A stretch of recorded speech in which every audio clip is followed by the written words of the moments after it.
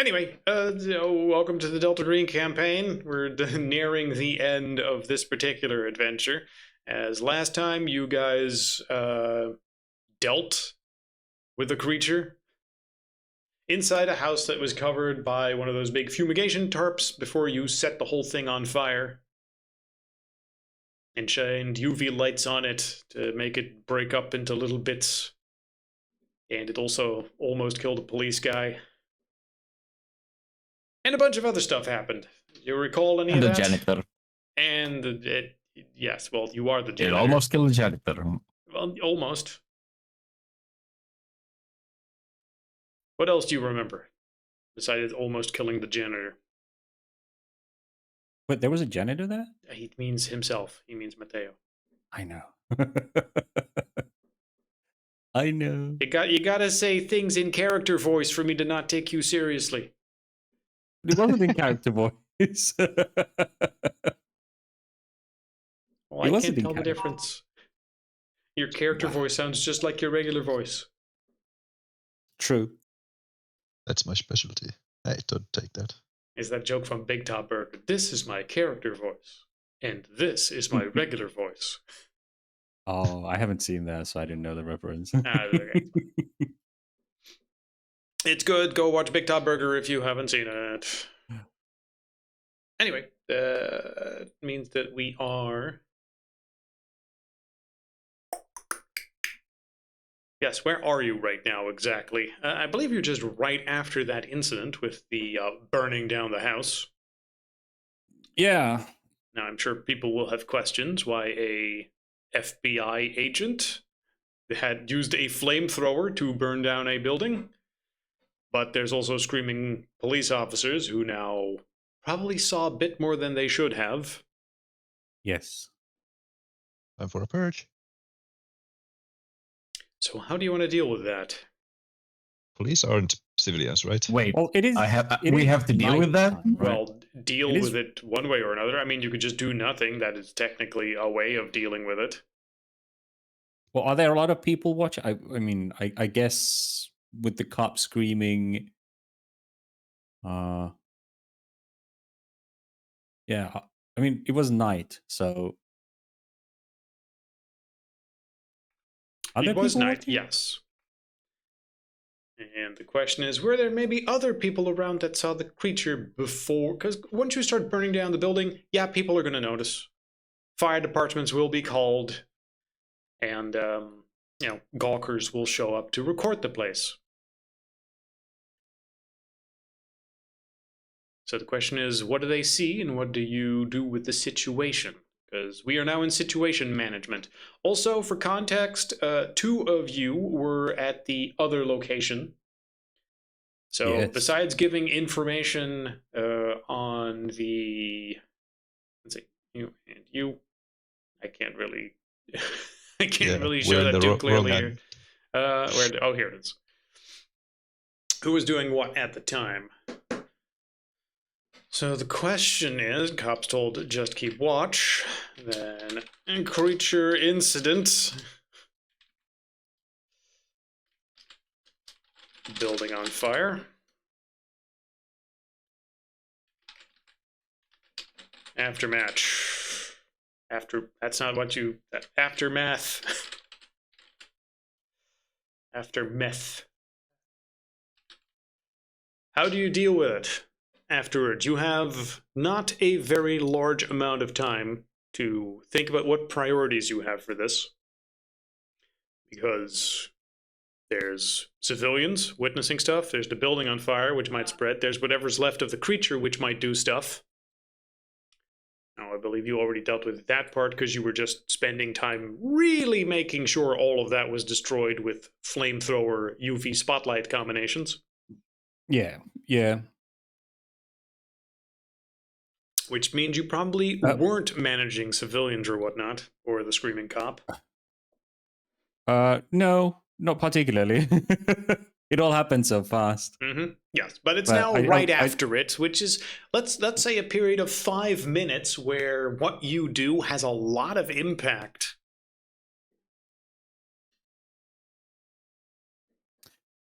The house is on fire. That's true. Well, once I mean, we're certain that the blue bits are dead with the light and all. I mean, what gone can you through be that. certain about? Well, not much. Did the other cops climb into the towers to use the lights themselves? That was also one of the orders given. I believe that the other cop, the not wounded one, was keeping watch from the other side of the building. I don't know if we established that he was in a watchtower, because he wouldn't really know what to do with the UV spotlights besides just use it as a light source. Well, Guybrush did call out to man the towers to shine them on the building. Okay, well, because that was our way of that was our way of lighting it up so that the thing wouldn't be able to just randomly run out. Yes, he would at least scare it at most. Mm-hmm. So he would kind of be able to be there, and if it saw something move in the dark, just pointed at it and accidentally killed blue shit.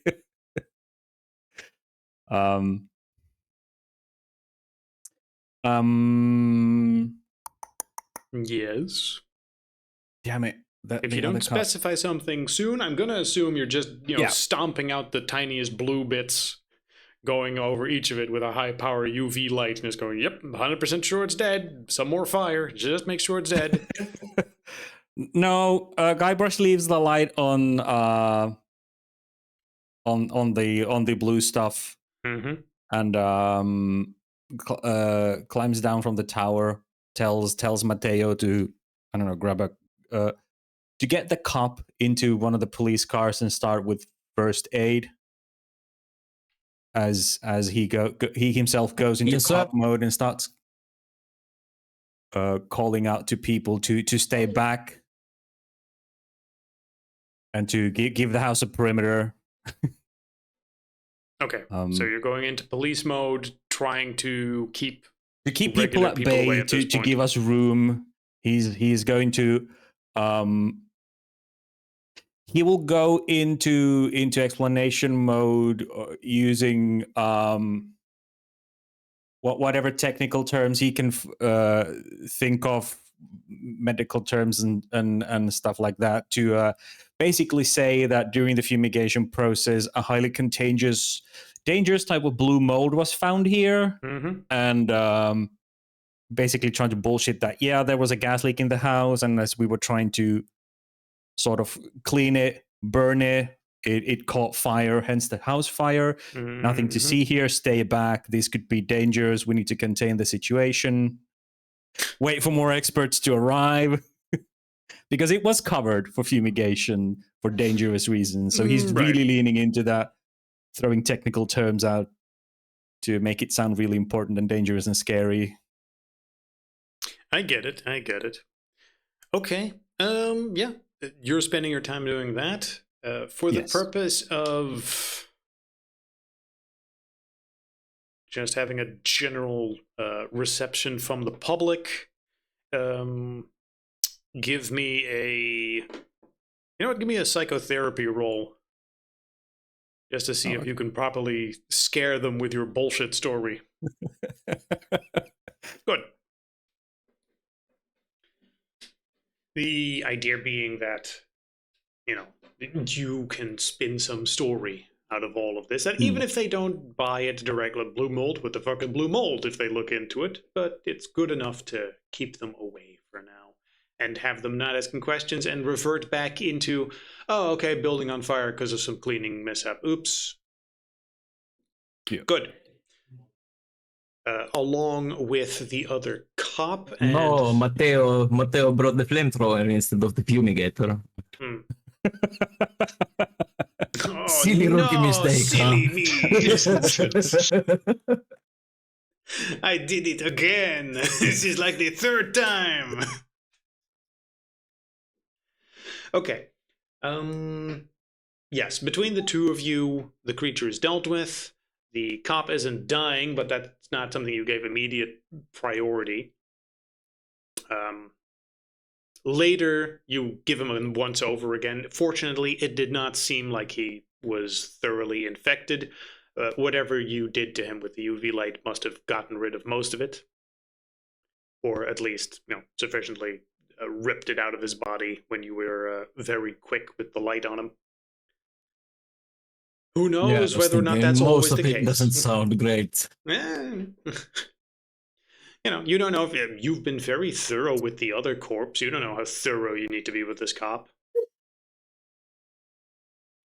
But either way, by the time you get around to checking on him, some time has passed, and who knows if that would have been too late in some situations.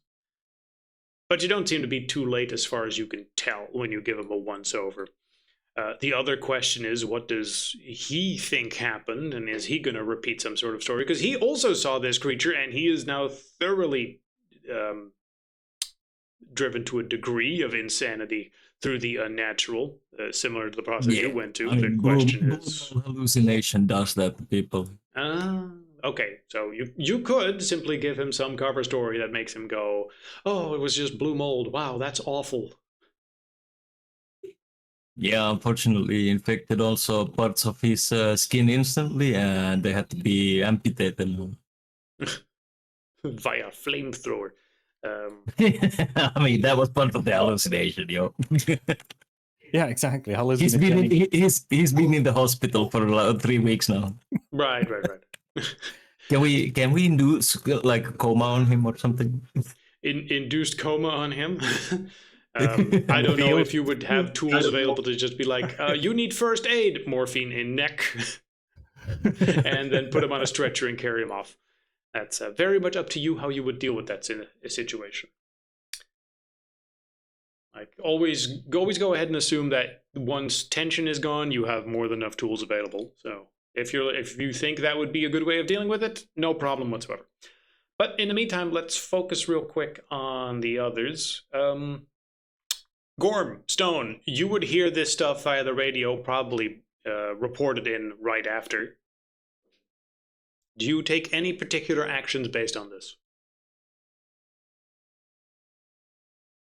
If you're Roger. Yes.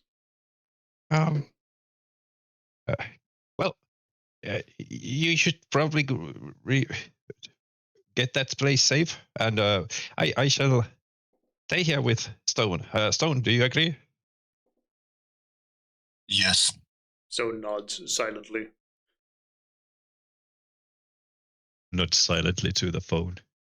The call. Stone, I can't hear you nod. The motion of the air moving, it was transferred all the way to phone. Nods loudly.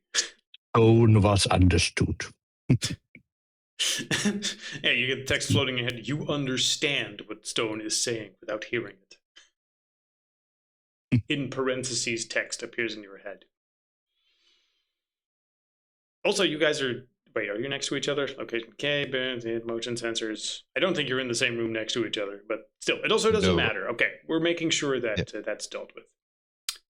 I'm in the you guard guys tower. Are checking the other security around location B, and after the situation happens, you guys don't rush over there or anything. You just stay where you are, stay on guard, and the rest of the night, nothing happens at your location. So that leaves Mateo and Guybrush to just sort of deal with the cops and the people by themselves on that end. Which means that Mateo will probably deal with the cop like he said. Medical-induced coma, take him away to some medical wing. And I don't know if you, after that, just want to leave him with the hospital and tell him a story about what happened, or take him to Delta Green for processing. Guybrush will, assuming he has an input on this, he would actually suggest, recommend a specialist to take a look at the guy and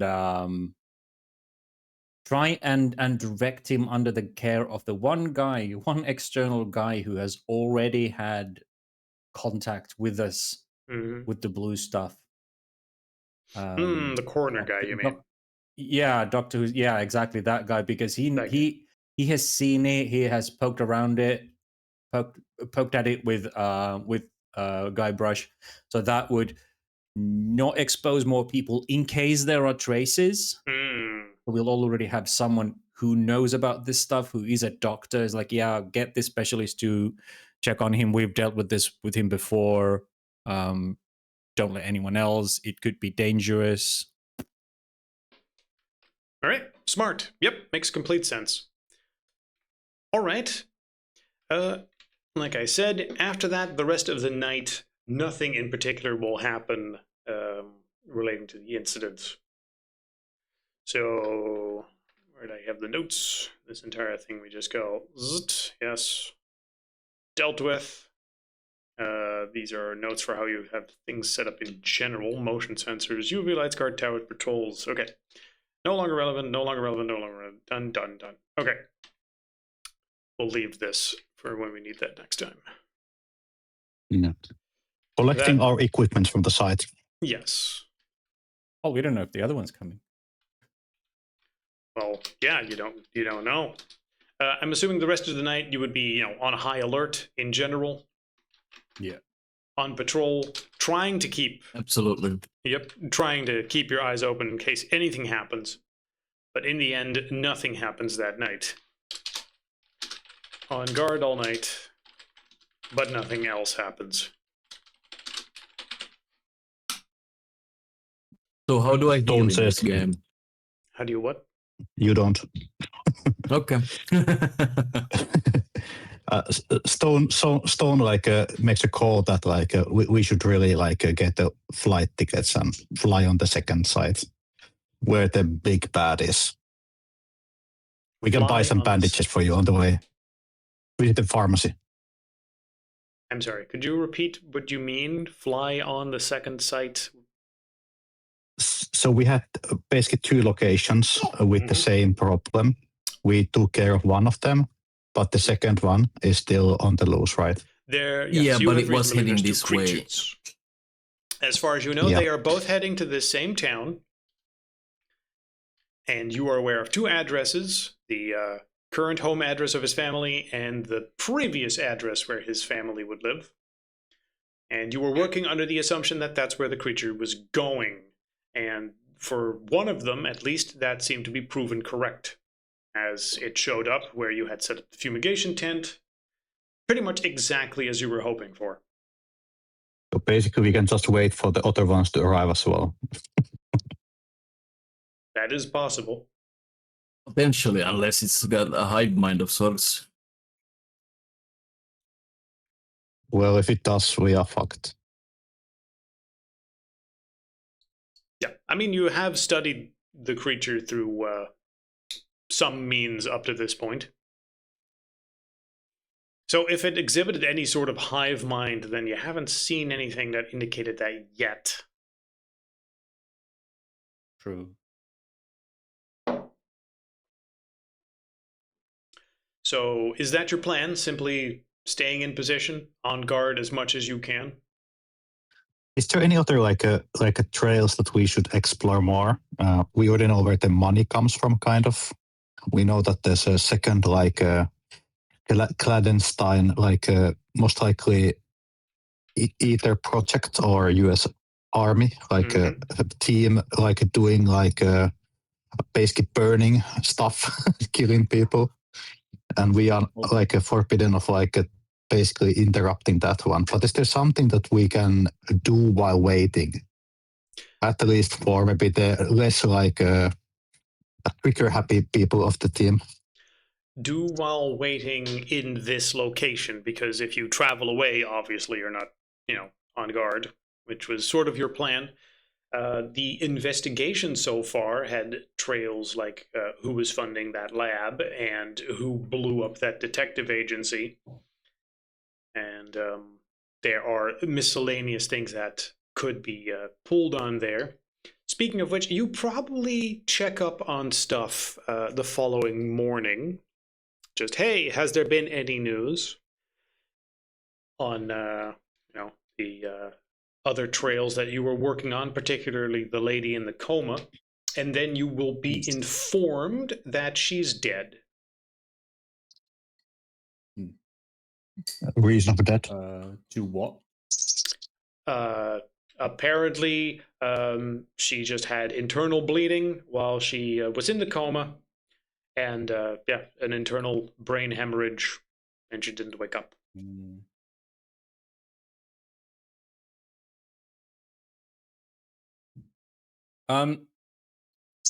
Yes. Guybrush looked at the patient documentation with by the bed. You did. Retroactively, can I run? Can I retroactively, can he go in his mind when we hear that she's dead? Can we go like in his mental compartment, whether there were any signs of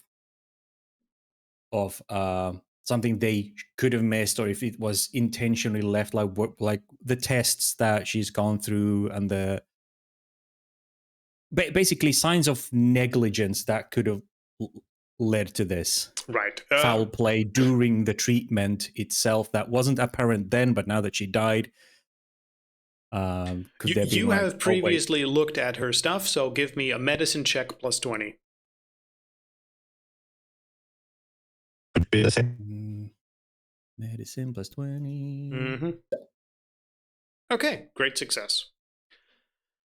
You looked over her chart previously, and the way that they're describing it as her suffering from an internal brain hemorrhage makes no sense with the chart you saw. She was shot, and the medicine that she got, it wasn't like she had brain surgery or anything, and the thinners she was on would not have caused that, and the surgery she had seemed like she had already recovered from just the wound surgery. And the coma she was being kept in was ultimately very light and would not cause something like this. The primary risk with that would have been liver failure. So this is very suspect, and you suspect that the assassination that you were on alert for at the time happened regardless. Yeah. Figured. Or it was triggered during treatment to be a silent killer that wouldn't be noticed. Yes, or someone simply snuck up and did actually inject her with something. Could be. Or one of those guards were compromised. It's hard to tell now. They're getting this report a few days later.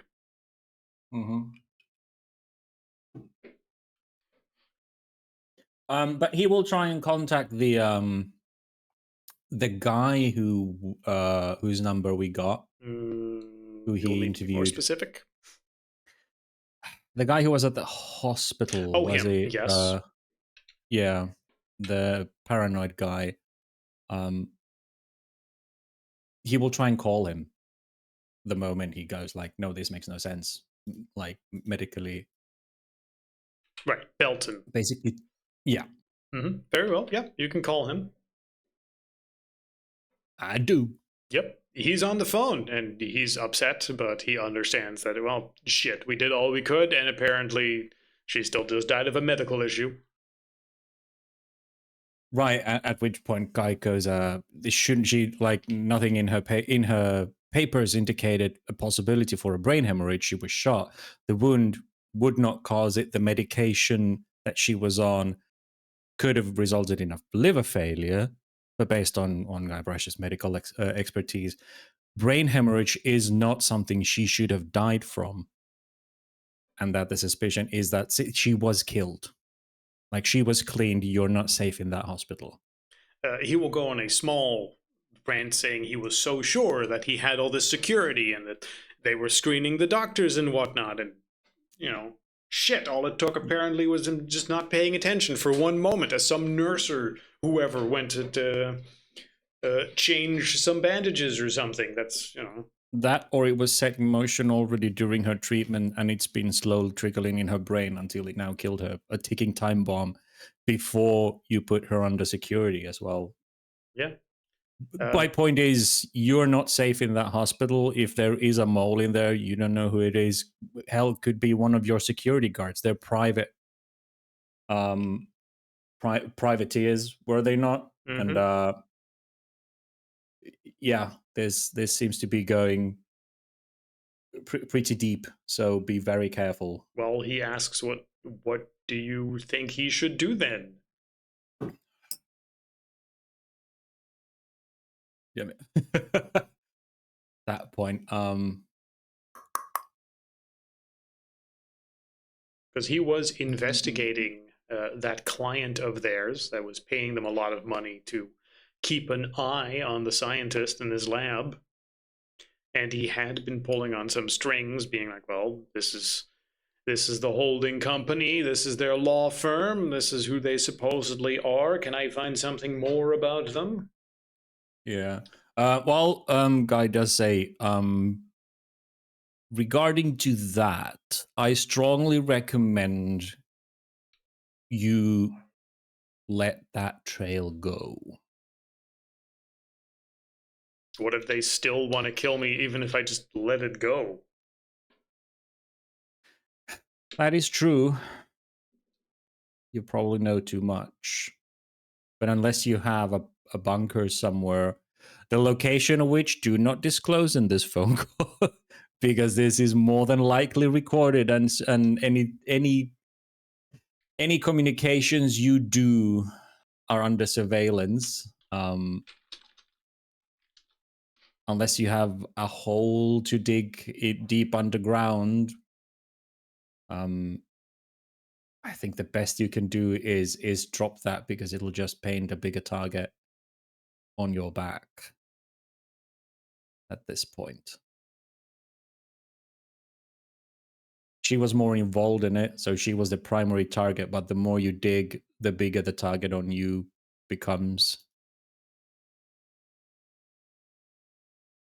Okay. Shit. Well, now I'm a little torn, because I thought I might have found at least one more clue that really warranted investigating, where apparently Dr. Greaves kept just a stash in a storage unit, and I wanted to go check it out because I suspected he had a whole bunch of old documents set up there.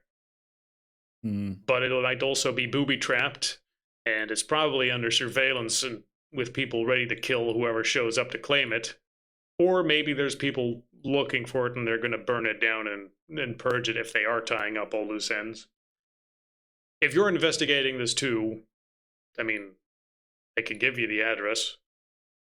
Not over phone. Do you even want it at all? I want it, but not over phone. Well, We what are you should meet up suggesting? for that.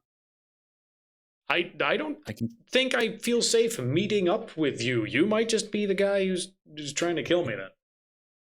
And I would have come and met you personally to give my condolences to you over the passing of your colleague, and brought you a poisoned gift or some sort, because I had your trust to a degree. You, up until a moment ago, you thought it was just a medical mishap or a natural death. I could have killed you under that guise, but I didn't. Instead, I jeopardize your trust now, so I think that would be highly logical that I would now come and try and kill you after all of that.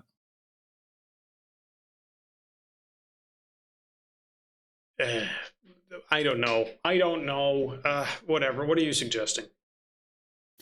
That I come and meet you, and you can give me the address in person. You have your security. They can confiscate my weapons, check me, and you give it in person. And Fine. if Do you have we time this afternoon? I should have. Cool. Meet me at this address, and it gives you the address of a fast food restaurant. Okay. At like 2:00 today. Yeah. It's sufficiently close by that you would just need to get in your car and drive this morning to get there in Denver. So no time for other things if you want to meet up there. Yeah, he does. Okay. Everyone else, let's the agenda. Guybrush plans. meeting with Belton. Others. Anyone else doing Actually, he anything might this take- morning? Are You you might just take on guard? Stone with him for security, undercover security, because if this is a setup, if they do get ambushed, he wants someone who's very good with firearms if Okay. the mercenaries get there. So he will ask if Agent Stone wants to accompany him to potentially. Yeah. Okay. Do you have any problem with that? Yes. Yes, you have a problem with that. Yes, you're going to come with. Agent Stone will just like get his weapon arsenal and like choose like the one of the biggest weapons he can find, and then he nods audibly so it can be heard like a foxhole. Crack, crack, crack, crack, crack. Okay. Then he's gonna like show on his bulging muscles for nobody in particular. Yeah. And Guybrush is like, we're going undercover, so you have to be hard to detect. He will find a coat that is like with like a camouflage on it. and a MAGA hat. Yes. You'll stand out with that belt-fed machine gun if you just go like this. Oh, sorry. Puts on MAGA hat. Now you'll fit right in. Yeah, exactly. Yeah. Puts like a long leather jacket, like Arnold style. Yes, you scored a 5 out of 10 on the Arnold scale. Okay. Are the others left in charge of billing in case something happens there? Yep. All right. You can't leave it unattended. And quick general. That's not the one. Quick general luck check. Okay. You'll return to Seattle. Did I say Detroit previously? No. Anyway. You'll return to Seattle and meet Belton at his location of choice. There's also some security there. He's trying to blend in. He's just standing in the back of the McDonald's where he asks you to meet. When you come in, he'll see you, wave you over. Let's go inside in different times. Yeah, we do. Right.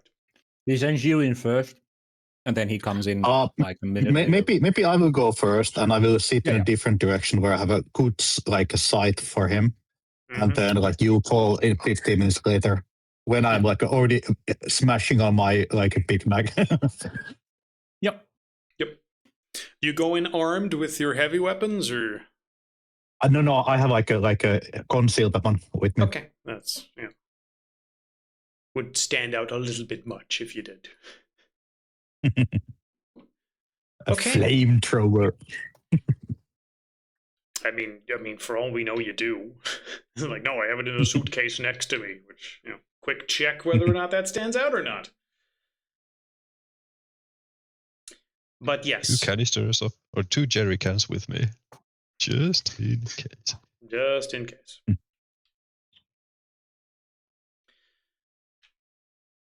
But yes, apparently, the guy grieves when you talk to Belton about it. I'm assuming you're the only one doing the actual talking, and the security check of his guards don't show up anything in particular. You know who these guys are. You recognize some of them. They check you.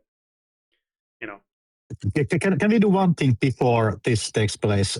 We will like basically agree on a signal when I start shooting. Like basically, maybe just like a basic like do a stretching, like a really like a visible stretching sign, and I will start shooting. If you yawn and stretch, that's the sign for start shooting. Yeah, of course, it's something obvious. Like if they start to like get their guns, then of course I'm going to do my thing. But besides that, yes. And I'll also forego the luck check of it. Let's see if you do this by accident. But yeah, just happen to be really, really tired and sleepy. Mm-hmm. Yeah. I mean, after last night, or has it been a few days after that? I've. What's the time? I'm so sleepy all the time. All the time. Right. But yeah, we after checkup, he will sit down, not yawn or stretch. Yes. And have a brief discussion, mostly like nonsense. Stone did a bit of digging on the mercenaries. Guybrush would have asked you to be on the lookout for at least the person that you recognized or got information on, because they were military buddies or something. Sorry, you're asking Stone? Yeah. Like when we enter, because Stone did some digging on the names that were on the payroll, and at least one of them was military. So, yeah, do I have a description of him or her, by the way? Just to make sure that they are not inside, or if Stone recognizes them, he can send a text.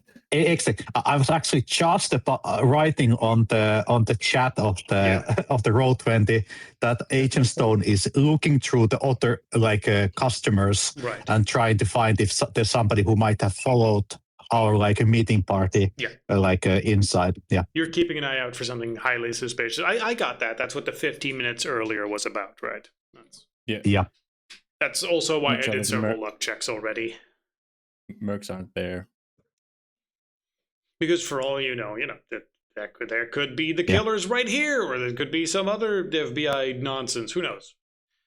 But Agent Stone has alertness of 60, so he's a pretty alert guy. Yes, and he's going to. I'm going to put a notice that if he happens to see somebody who might match the description of those described military guys from the whatever dark black project they have, he's going to notice them. Hopefully. Yeah, you know what? For the purpose of your own security, just roll me alertness. Yep. Okay. Success. You are fully confident that they are not here. Okay, 31 out of 60. Yes. So you're also informed of this, and you're both just like, no, okay, we're good. We can just talk. At the very least, we're not being listened in on or about to be shot. So you're good. Let's see. After the miscellaneous incident and setting up the grief, Belton will try to keep the talk short and say that he can explain that his agency was initially hired as by a small shell company to watch Agent Greaves, and they noticed that he was making the occasional clandestine middle of the night trips to this little storage unit. And he wasn't storing any household goods there, so they had treated it like sort of a secondary workspace or a place where he would occasionally keep some old documents, the kind where it might be work-related or it might be 10-year-old stuff that you just don't want to quite throw out or is sensitive or needs processing at a later date. But now that all the stuff has happened, that all of a sudden is incredibly important, and who knows what other stuff he actually has there.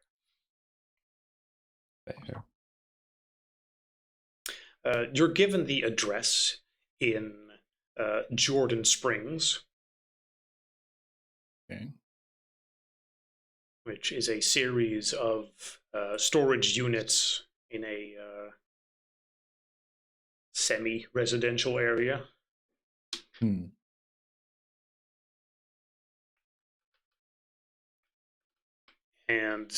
he says that, well, I mean, it could just be a bunch of paperwork, but then that is, potentially also very damning and exactly the kind of stuff that the FBI would need to investigate to see who is and isn't involved. Although if Greaves was just a scientist working on the stuff, it's also possible that it's, paperwork relating directly to his work, which would mean that while not directly incriminating in anything, is probably far more sensitive on a corporate level and something he wouldn't want to get involved in, because that's also the kind of stuff that they might kill him over.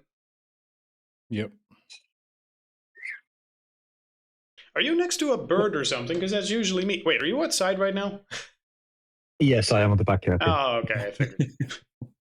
Okay, I We're kind of jealous of hope your that birds. that it would be like filtering it out as a background noise. Yeah, I'm gonna like go back inside in a second.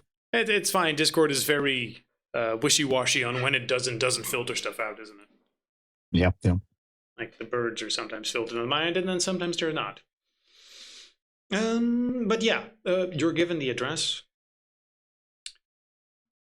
and Belton says that he is going to, prioritize seeing if he can gather something that allows him to press criminal charges, which would probably keep him way safer than if he was to actually dig into some sort of dirty secret.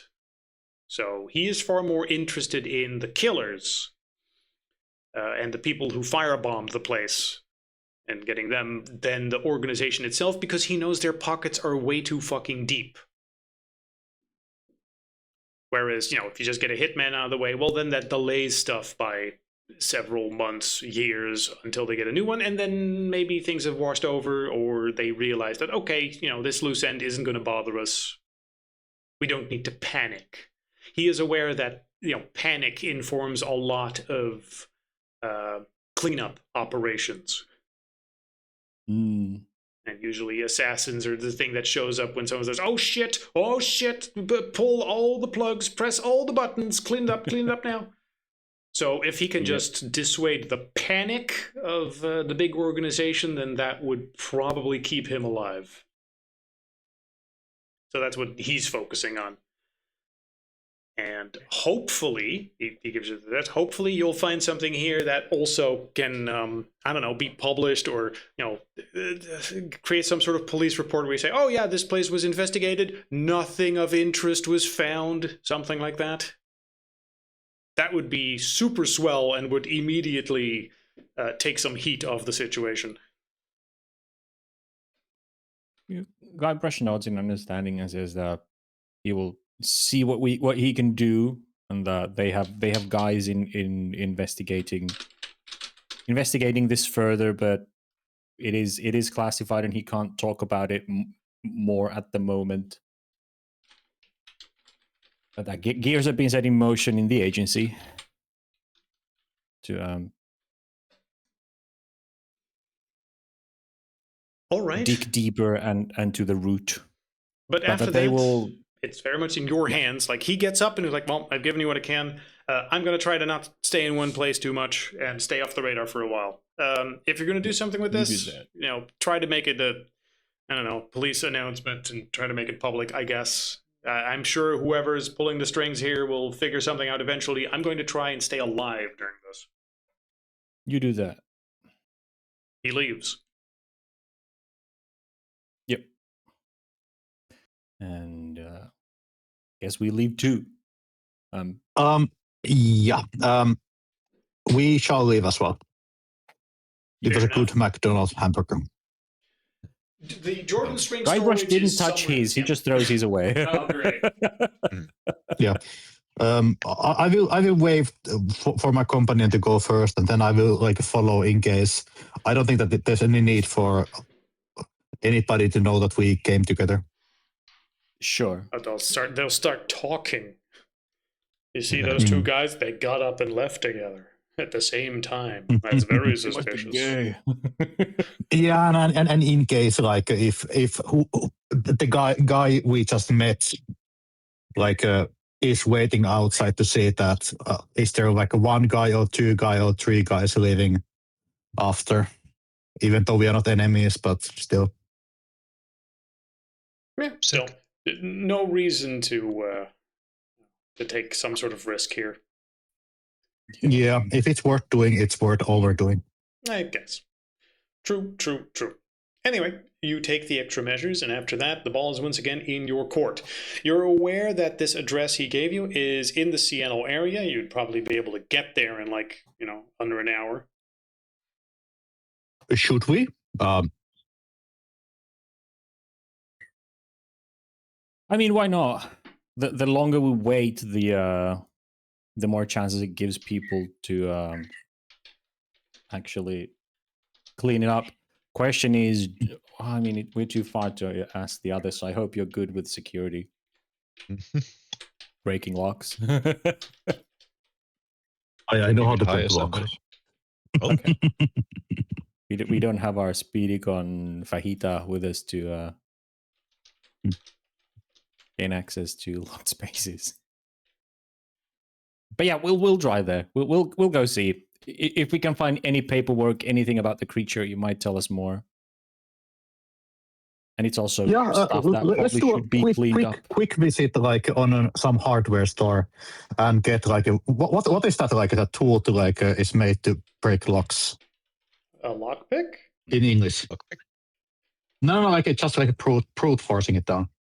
Oh, Voimapiirit, bolt whatever the cutters? fuck. Yeah, bolt Yeah, cutters.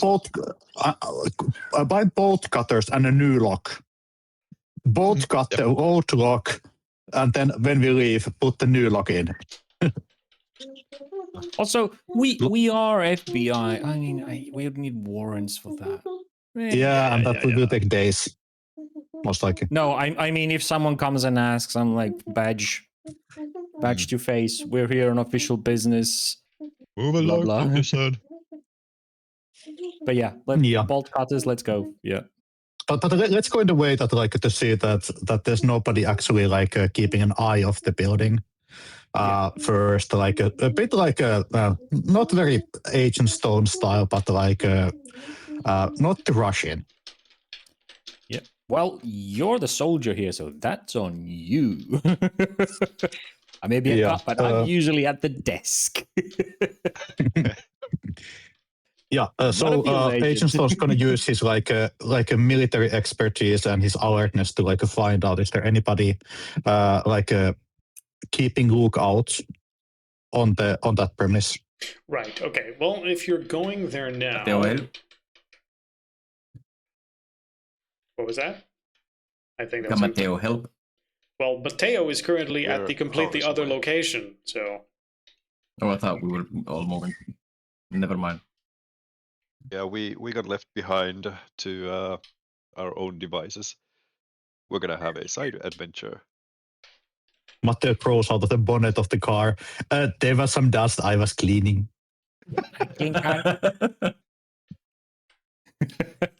Did someone say break in locks?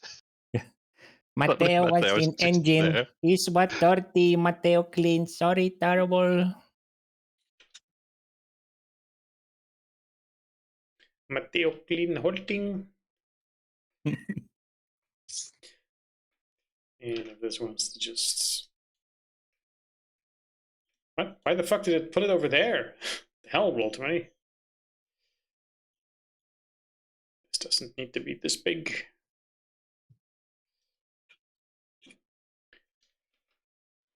Okay, first off, give me another alertness, Agent Stone. Critical success. Ooh, critical 1. Okay. The area is a 5-acre unlisted facility surrounded by 6-meter razor wire fence. There are security cameras all over the place and what look like ground sensors. Consists of rows of white, pristine, climate-controlled lockers. There are security entrance points and guard shacks at various points. So while initially it might have the outward appearance of being very low profile, these are in fact very high-priced storage containers where people would store, like, you know, a Lamborghini or something. All right. Which means that coming in and out is also not something you'll do without, at the very least, being on security footage. Is there any sight that there would be anybody like keeping eye of the entrance of this facility? Well, cameras for one, guards, probably at least one on the site at all times. How about any other third party? That's a little more difficult to determine. Because in between the cameras and the security force, my idea about the role was that like if there is the second basically military group who might be here to Oh, destroy okay. evidence, that we would be able to maybe spot them if they have like a, let's say, sniper on the roof, or some guy with like on the car, like on the main entrance on the same street with the binoculars or something like that. I understand, and due to your critical, you can tell there is currently nothing like that as far as you can tell. Like, at least Okay, for we now, are you clear. feel safe. And if that changes, you will be informed, because that's a critical. A super critical. Okay. So I will say that we will just walk there and show our credentials and like ask for key for that locker. There seems to be like some security cameras and sensors going out.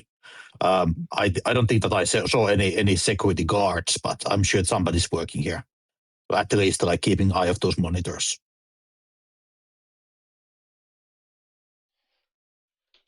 Well, you're the security expert. We do not have a warrant. What do you suggest? Should we No, approach security is for them? pussies. I'm military. Suppose. Damn it. Guybrush is used to doing things by the book, so Agent Stone can see that this is something that's going to take Guybrush a moment to figure out. So if he has a plan on how to act, this is a moment to take over. Yeah. You know, Guybrush would be like, but we need warrants. The badge is not going to work without it, blah, blah, blah, blah, blah. So, Yeah. So how good are you bullshitting? I say we will just say that this is an ongoing investigation, and we need to have a look of that that vessel, like a created area. And then if they do not budge, then you will do thing with the warrant. Maybe you know like a very happy, friendly judge who can help us out. A warrant would take days, however. We can try without it, but if we don't, we can try pulling some strings in the background. I'm sure our handler can. Agent Stone is not good at bullshitting. Yeah. Well, I have persuade, but yeah, I mean, just to be Yeah. clear, with the razor fence and the security checkpoint just to get in, like they're going to ask you the basic question of who are you? Do you have authority to be here? And because it's a private area, yeah, you probably need a warrant to be in here, depending on just how good you are at law. Like you might I have no law. might be able to be like, no, that's a private property per storage under the name of a specific person who's now under investigation for a CDC matter, and we must have access, but not just as easily. The security guard can just say, no, come back with a warrant. Yeah. No. Agent Stone's gonna to turn on like is there a possibility that there's actually a key and we can get to the key and then show them the key and then they will like just let us go inside? We didn't find one in the house. You currently don't have such a key. Yeah, we don't even know about a key or what kind of a key it would be, whether it's a key code or an ID of the person or whatever.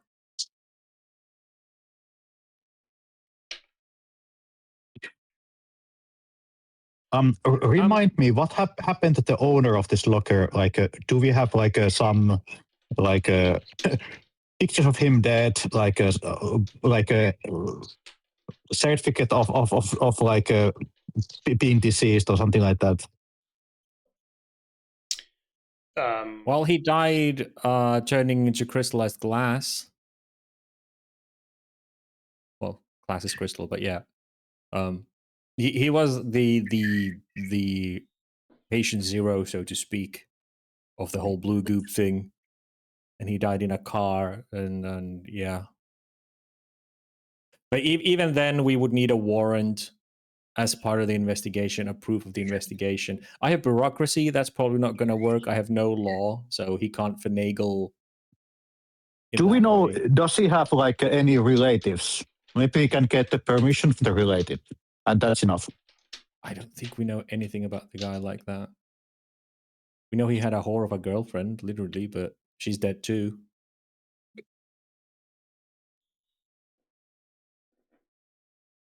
Guybrush will call our handler. He will call and ask how long would it take to get a warrant for this unit, inform them that we have been told that there are paperworks related to Mr. Greaves, and more than likely not only the company that funded him, but quite likely also research notes there, which might explain more about the blue goop. That would be vital to an investigation, but it is a high security, privately owned storage area that our badges will not be enough to just waltz in. Tell him that, like, if he has watched the Storage Wars, that TV show, we don't want that to happen to that locker. Yeah, he will try and pull the strings behind to get a warrant faster for this, because it might contain vital information, but also, yeah, research notes on the actual stuff. Agent Stone can stay on the side and keep a lookout in case there's like some other interesting party who tries to get on it before that warrant arrives.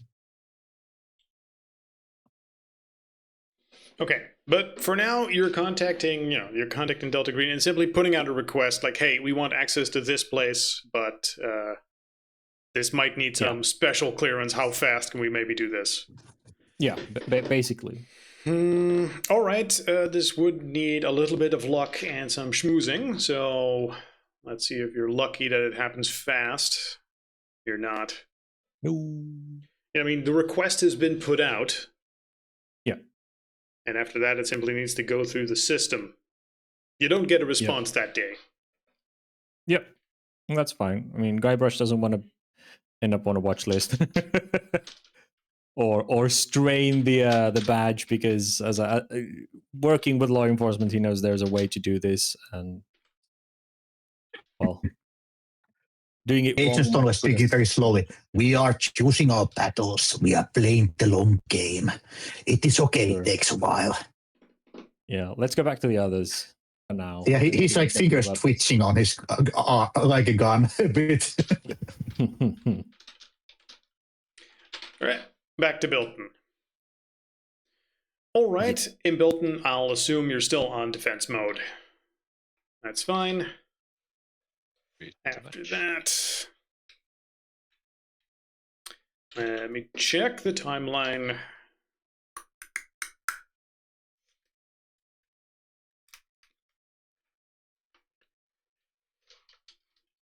Is it?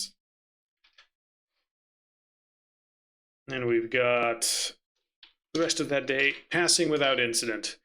The following day, any particular plans you have? Just staying on defense for now? I think so. Until we get the warrant, we can't really investigate that thing. Okay.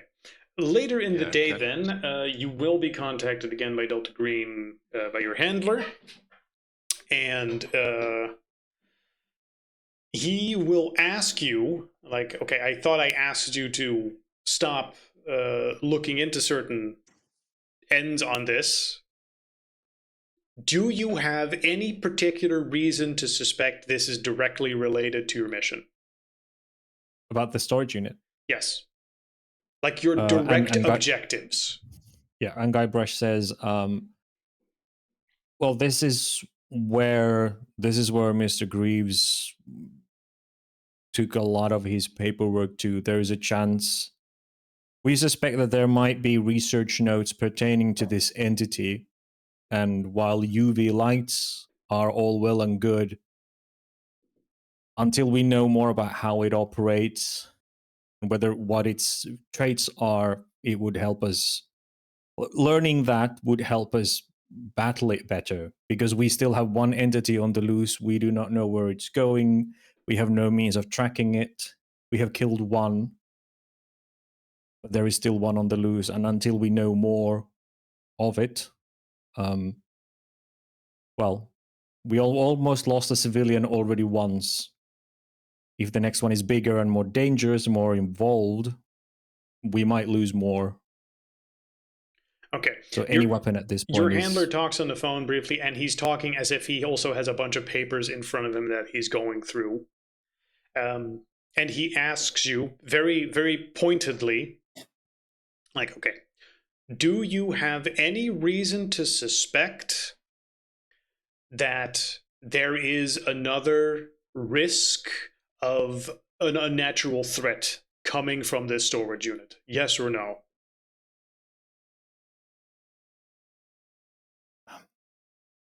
Uncertain. We do not know how much of that blue stuff he had, whether there are prototypes stored in this storage unit. I just is a need a possibility we yes can't or close no. out. Just tell me a yes or no. What was the question? Do you So have yes. do you have any reason to suspect? Agents don't say like Yes. with whispering like next to next to the phone ask him that does he really want to something, and then a lot of people can see it because nobody pays the bills for that locker. It's actually very My sneaky. answer is yes. Yes, we have a reason to suspect that there might be a danger of another supernatural threat from this locker. Okay, he'll sigh and like, okay. If so, then we're authorized to take action. Okay. I'll pull strings. You'll have authorization in a few hours. All right, thank you. People are probably going to give you shit over it, but if you act fast, it should be able to be smoothed over. Yep. Okay. You're told this around noon-ish. Okay. What do you do?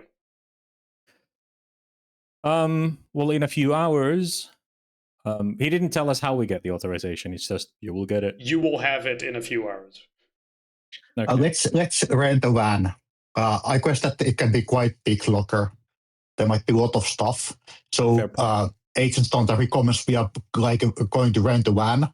We are going to empty the whole locker, whatever there is, on the van and drive away, and then do off-site search. Yeah, that's good. Okay, that's the plan. But we still need to... Yeah, that's the plan. We still need to leave a couple of guys on the watch here in case... We don't know if it's the small one or the big one that's coming next, but we know one of them is coming, and we don't know its schedule. So we can't just leave the place unattended. Okay, who stays behind?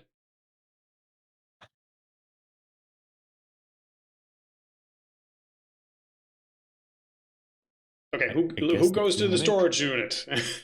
Guybrush? Guybrush, yeah. Okay, hey, who's going with him? Agent Stone? Yes. Okay. Yeah, he has the muscle to carry stuff. Great. The two of you are going to the thing, which leaves Mateo and Dr. Gorm behind in building. And we're going... In billing. If possible, we will go by the hardware store again and get some masks and some gloves because we don't want to touch anything with our fingers. That's fine. That's fine. You'll have those. Yeah. Okay. Do you leave right away? Yep. Okay. So that we're there until we get the because it takes half a day to drive. It takes anyway. like half a day to get there. So what time are we talking about here? I'm going to say 4 o'clock by the time you get there. Yeah. So we get there and we wait for the at storage. By that point, you will once again be called okay, the paperwork has been taken care of. The guards are informed that this is a special operation. When you arrive, simply say that you're there for the special operation, and the guards will be informed. All right. Thank you. Do not, touch anything else. Simply do what you got to do to neutralize the unnatural threat if it's there. And like I said, please show some discretion with regards to the other aspects of this. Certainly. Good. Stone will bring his flamethrower just in case. Whoosh. Whoops. Cleaning operation. Okay. You guys go back here. Yeah, you arrive at the security. We tell them we're here for the special operation, as we were instructed. Right. The nervous agent is like, okay. Looks you over, notes down several things, makes a photo of you for security purposes. And like, all right, this is this was cleared. I would have taken Guybrush would have. Damn it! It will weaken our defenses at one of the houses, but he would have. How big were the UV lights? I imagined them to be like 20 centimeters long, and like 10 centimeters in diameter, like a spotlight, like a stage spotlight. Right. That require that. Because it's evening when we get there, the sunlight won't be that strong and it'll be in a funny angle, depends on how the storage units are. He would have wanted to have a source of light in case we do find it and we need to neutralize it immediately there.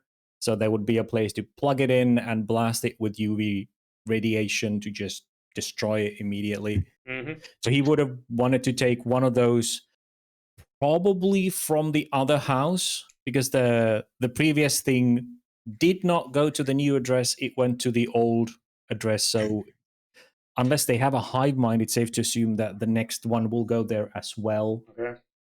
As a Good first. thinking, boss. Let's do that. He doesn't want to weaken that defense. Okay, so you take one from the new house. Yeah, the new house, because okay, you know if that these sort of spotlights aren't. You'll need some sort of power source to plug this in, right? You know these aren't battery operated. Yeah, I know. Okay, but it's something. It's something. It's something. Okay. And chances are there is a plug in the wall, I guess, for something like that. I don't know. I've personally never been to a storage unit like that. So I'm imagining a garage. How about something to take the power from the car itself? Oh, we could get a car battery from whatchamacallit, gas station. Do they just sell car batteries? Do they come charged? Car I batteries? don't think they do. Oh. They should. Or the hardware store? I was leaving the arcade myself. Probably. Yeah, hardware Yeah, store. or hardware you can definitely store, find one, and they should be at least somewhat charged, because if it dies, it's an actual dead battery. So why would you? This feels a little bit like you're crafting something. So I'm gonna picture this as Stone crafty. driving. Yeah, well, as you're trying to sort of jury rig this Sure. together. Give me what sort of knowledge is this? Yeah, you don't have the crafting skill. No. But it is just hooking up components in a sort. Okay, give me an intelligence check, but give me like a -20 because you're just sort of jury rigging some stuff in the back of a car. Can I use actually? I have like few military skills. I have military science land, and then I have heavy weapons. Military science might apply. It's a little bit of the shenanigans, but sure. Can you help somehow? Maybe like some skills that you have that we can like cooperate. I get it, but you're also driving, so I don't want more than one person checking. And then if it's you doing it, it'll just be a +0. Okay, here we go. Yeah. Success. Exactly the same. Yeah. Okay, good. So yeah, Stone will give you instructions as he's driving. Like, okay, just hook up to this, hook the blue up to the red, and the red up to the blue. Yeah. And then clamp this here, and then when you clamp it, it'll have power. Great. We do that, and then we have a portable UV light. It probably doesn't shine very long since this thing does sort of eat batteries. But you have a blast of it available at least. Yeah. Anyway, you arrive at the locker. You follow the road.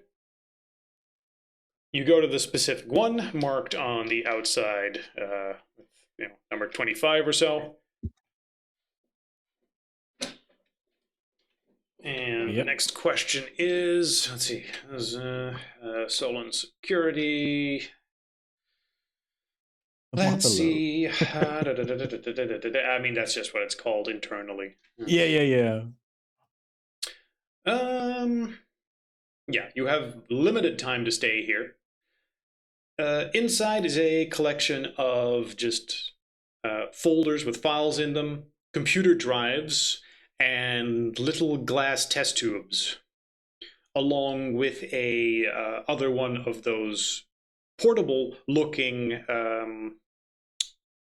lab things with the gloves, cabinet labs. Okay. This Right. one looks portable and smaller, but it would indicate that he also did some work here occasionally, or maybe he just stored stuff here. Along with some other boxes simply labeled with code words that don't immediately mean something to you. Okay. Test tubes are clean, I presume. No blue stuff in them. No stuff in them in general. Some of them have small smudges of stuff in them.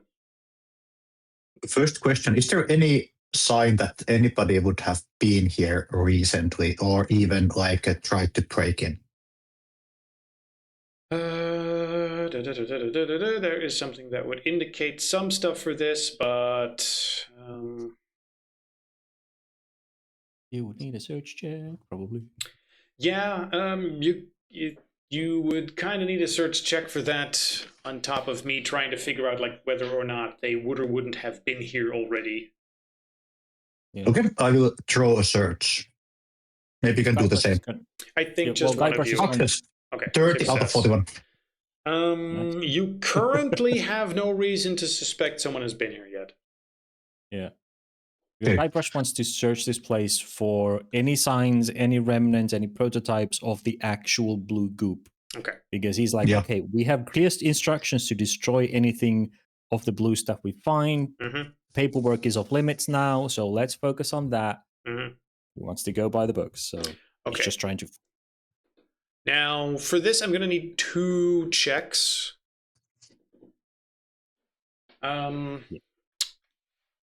First is chemistry, as you simply try to determine what you're dealing with exactly, or pharmacy, depending on which. I have pharmacy. Chemistry is not a skill. No, it's a Just- science, chemistry, and I don't have that. Roll so- pharmacy. We'll go with that one as you identify the miscellaneous vials and whatnot that you're dealing with. Okay. None I of them get to click it. immediately. Woo. Yeah, none of them immediately mean something. You're trying to do this very quickly. You're not going by Yeah. the book or really trying to sort through Yeah. all of them. The various labels that there are is like, oh, the brain to fail to form new memories for 12 hours with no ill effects. Just weird descriptions of findings on vials that you're like, well, what the fuck does that mean? You guess he was working on something. Yep. As you really try to determine what's what. Second, give me a roll of your natural skill. Do you have any points? You have 5, yeah. I have 5 points in a natural. Yay. 5. I don't think it'll really. Stone's also there. You did not deal with the. Actually, you dealt with the creature, so only you can can try and Okay. identify this fucking thing. Was it Nope. 5? Yeah, that's very failure, unfortunately. Okay. Yeah. Yeah, but like basically what Stone is doing, like with the plan was to transfer everything on the Yes. van and then like drive out of the site to do the research. So Yes. that's what Well, Guybrush Stone is is going to doing. stop you there because he's like, we have specific instructions. We're not touching anything else. That is what our handler told us. If we start removing things, we will be in deep shit if they find out. But that is the only way we can actually make sure that we can get everything we need. We only need to find if there are remnants of the creature and destroy it. The paperwork was off limits. Right. And there's That's what See we all were the told. stuff. There's paperwork, there's old hard drives, there's a lab cabinet which may or may not have remnants of something in it, and there's several vials which may or may not have remnants of something in it. Yeah. So Is our handler stupid?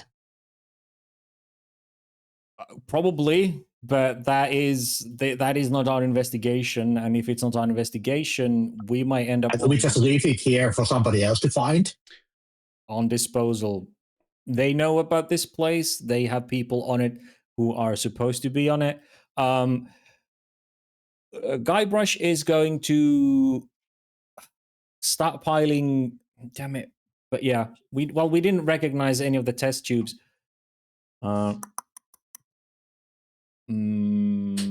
Should we?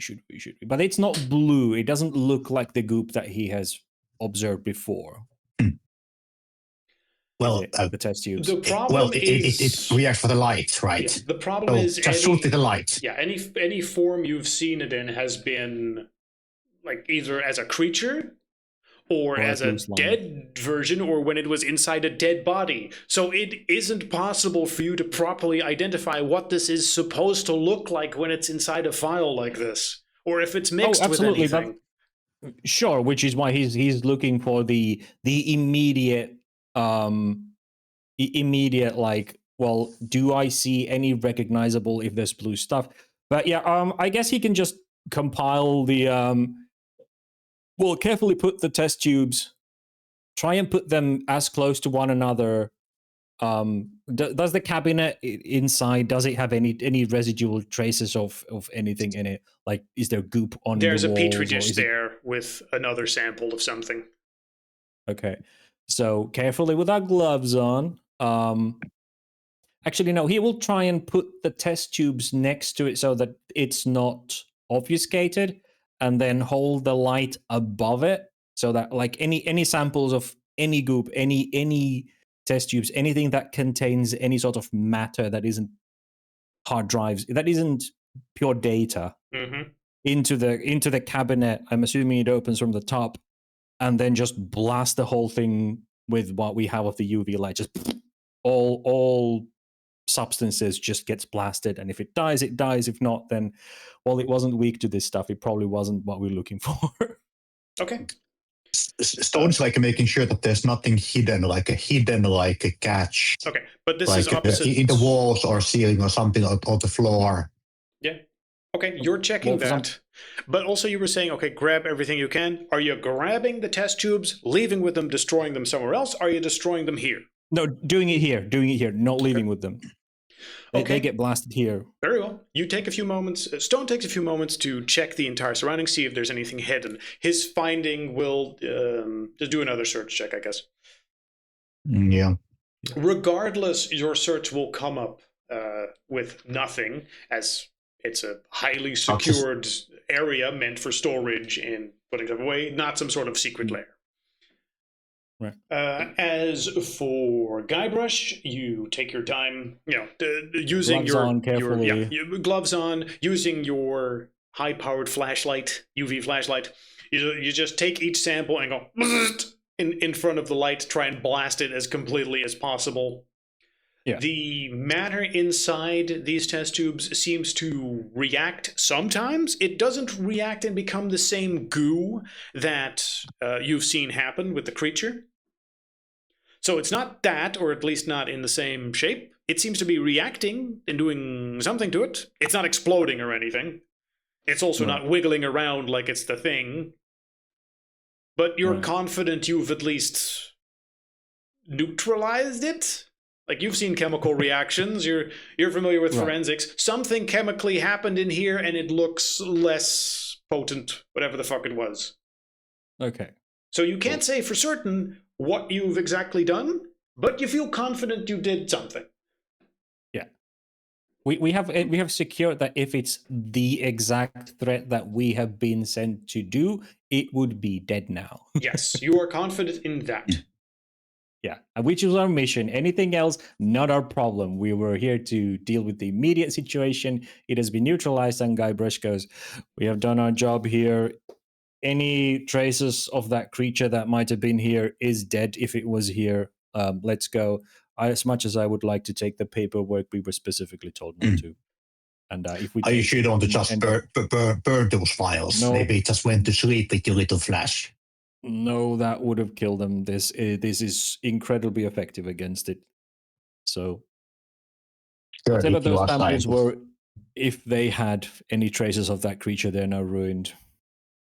Okay, your confidence makes Agent Stone to nod, even though he would have really liked to use his flamethrower on those vials. Yeah, I understand.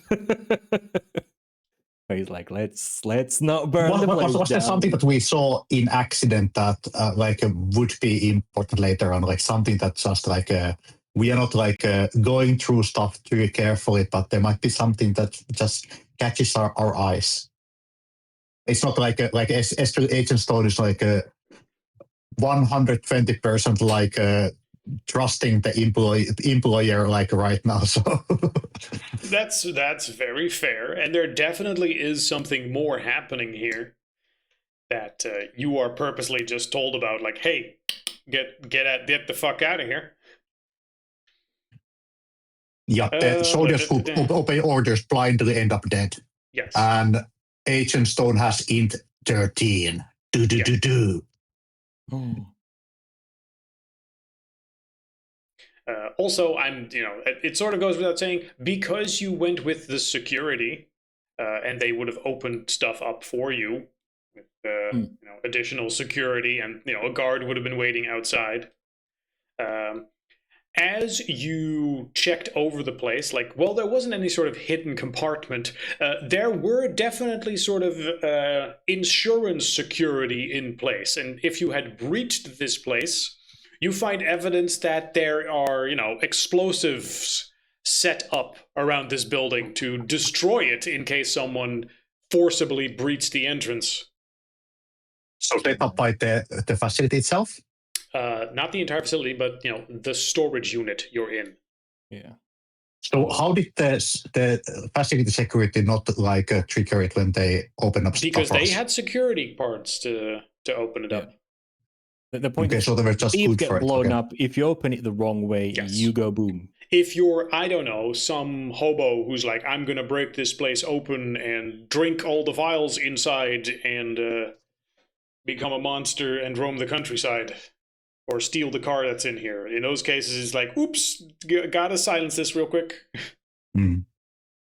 Well, how I would see it, think that like most like these guys are some security guards from the security company, absolutely without no military knowledge how to do stuff. Like I think that Agent Stone was just like, fucking you don't open this up. Like let the professionals do it. But that is like already done. So in the past, the security company, Solon Security, seems like they are kept in the dark about everything that's happening and rigidly following procedure. Like these are ex-military or something, and very clearly told, like, you do not check what's inside, you do not check the people, you check if they are on the roster, you check if you have special clearance, if you don't, they are a hostile, if you do, you follow procedure. Like, they are running this as a very military special operation. all right, okay. Well, Stone is like throwing some military lingo and asking that, hey bro, where did you serve? And show his like own like tattoos from like Iraq and Iran and Afghanistan and stuff like that. He gives a minor, the security guards will give a minor nod, but then also will say, like, okay, we're on the job, no talking. Like, you understand. But, hoorah. So he's being professional about it, but also acknowledging that, oh, hey, you're in a similar situation. Anyway. But he also acts as if he is aware that, okay, some shit's going down, I need to not get attention from the higher-ups. Or I might catch a lot of shit over this.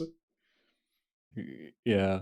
Like, this is his D-Day. This is like, okay, 99% of the time, no one shows up, we just check, and then, oh my god, we're being mortared. This is the, oh my god, we're being mortared day for him.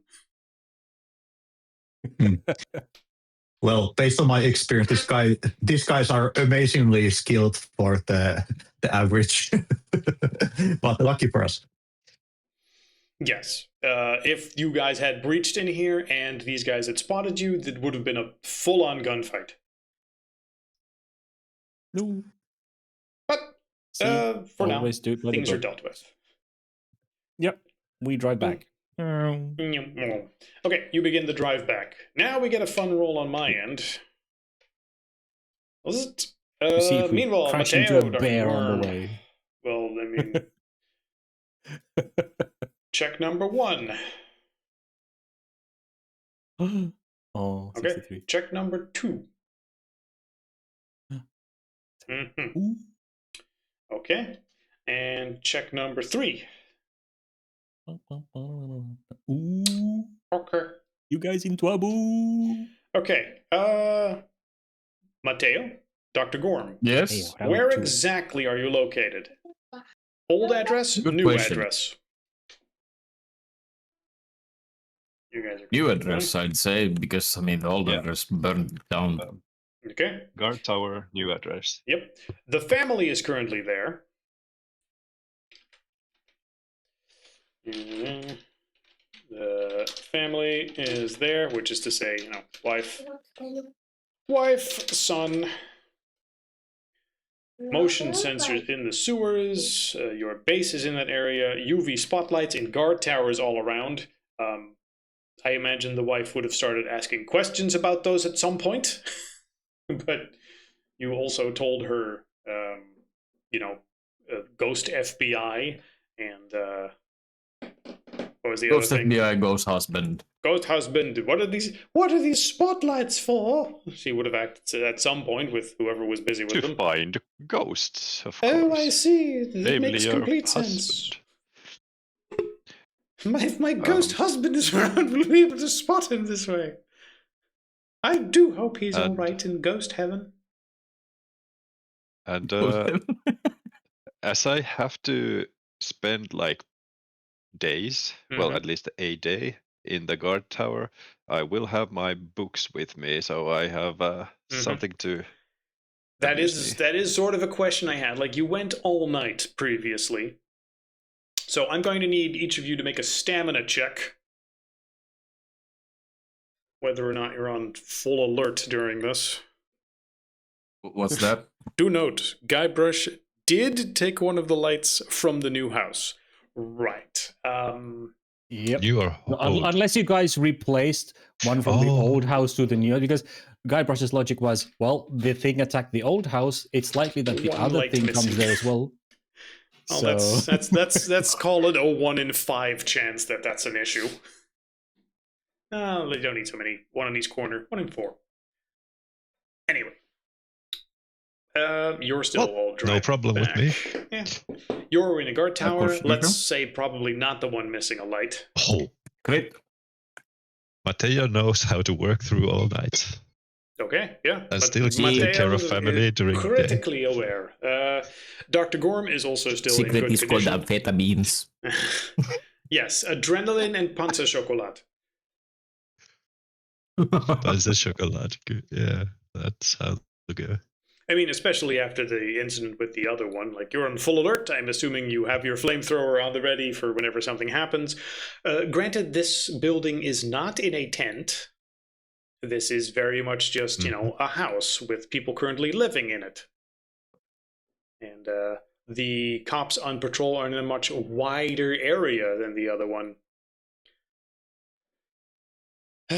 So that begs the question how exactly things unfold here.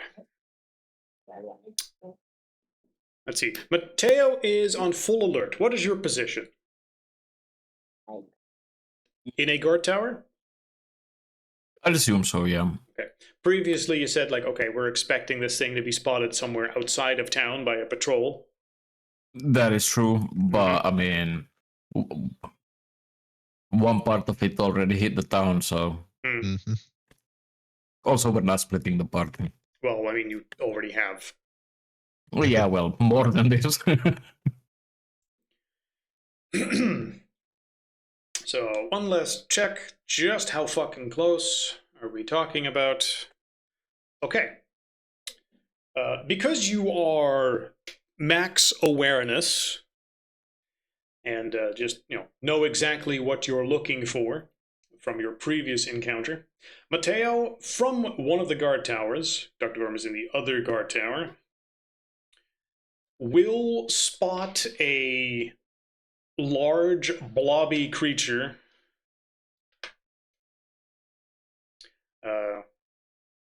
zigzagging through the bushed areas in the area. And it is quickly trying to sneak its way closer to the house. moving as if it is just stealthily going from one to the other. It is about twice as large as the previous one. But no. Yeah. Matteo, you've spotted this due to, Panzer Chocolat and extreme alertness. Agent Mateo, itu my radio. Reality check time. I'm sorry, Agent Tortilla. I have a sighting. I dropped my book. The light is already on in my guard tower. And you can just see like it's zigzagging everywhere. Do we sacrifice the family and burn the house down? Okay. It worked pretty well with the earlier house. Holy shit, why are the murder hobos in the same group? What did you do? I'm not a murder hobo. Get the family out. Get the family out.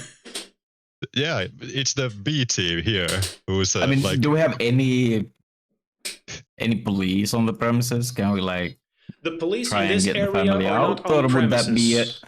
Okay, so it would be our job to get the family out Yes. if we were to do that. Ooh, How far away is this thing? Ish? Can I sprint to the house? Maybe try to sneak them through the back door, or I'd say like would it 100. be? I'd say like 100 feet from the house, and it is currently sneaking through the just bushed areas in between the various streets and whatnot. It is trying to remain out of sight, and it is moving. Okay, it is that's moving super too slow close. and stealthily. That is super fucking too close. While it could sprint, it seems to currently be keeping its distance in the area. Possibly it thinks it hasn't been spotted yet, but when the spotlights started moving around rapidly, like that seems to sort of ward it off as it's looking at it and currently slinking away again. Oh, it actually had a positive effect. Nice. I'd like to know. This is the This is the the building in blueprint question. is the house. Yes. And I imagined I was on the south side, so Gorm. I imagine Gorm is on the south side. Okay. I imagine it's a corner each, so you'll be there. I don't know where Matteo would be. I imagine you're on both different sides. So Opposite side, yeah. So, God damn it! What kind of? You still haven't heard like the question of where. It's just Gorm going berserk with the just shining lights. spotlight going whoop, whoop, whoop, whoop, and that light flashing all over the place. Apparently makes the creature just immediately go like, well, something fucky's going on here. This isn't quite normal. Yeah. I mean, that's 30 meters from the house. I'm wondering like what kind of potential vehicles do we have to utilize? Our regular car.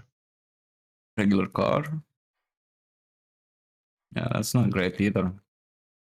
I was gonna suggest a drive-by flamethrower event, but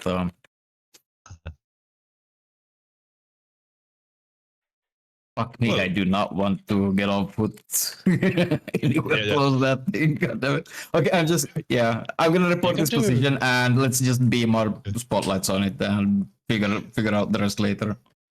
Well, we can do the drive-by flamethrower. One drives, the other, is halfway out the car through the window. Nice. It'll be but let's get it on the run first, away from the house. 100 feet, that's 30 meters. That's too close. That's too close. Let's get it away.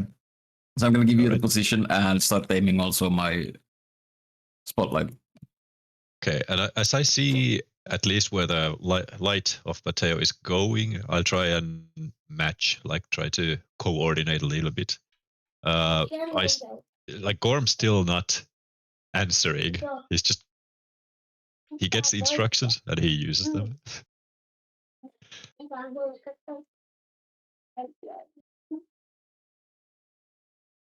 Okay. Sorry, what exactly? Yes, Because there's some kids in between. yeah, okay. I guess an important question would be how fast can I get to a vehicle? How fast can you get to a vehicle? Yes. Imagine we have. Let's see. First one off, climbing part, down like, the tower, which is not halfway. very quick. 30 seconds to climb down the tower. 30 seconds to walk over to. I imagine you had a car when you got here, so I don't know if everyone has their Yeah, own I'm just car. wondering if but... it starts fucking Katamari Damasing like away from here. Like, how fast can we chase it? You're in an area that's. I mean, there is a road, but like I said, it is maneuvering through the brushed, treed area here. It is trying to stealthily move here. Even now that you're looking around for the vehicle and thinking of a plan, you've lost sight of it. Like, it blends in weirdly well with the trees and the floor. Probably because it's a big blue abnormal shape, and you just go, wait, what the fuck was I looking at? Yeah, so So we should already be. I'm gonna try looking at the skyline at some point and realizing it is the skyline. It's shaped like a bush right now. It's shaped like a building right now. Everyone, quick, inside the building! And it's just a creature's mouth that you walk inside. Do they get sanity checks for seeing it? Did I see it? Just Mateo, I'm not sure I I guess, saw it. because he's the only one. Okay. I mean, also you're seeing it from like a distance, but you are right that you probably should. But he also sort of saw a thing. I'm going to give you a luck check for this, whether or not a sanity check applies, because it's a little bit of a.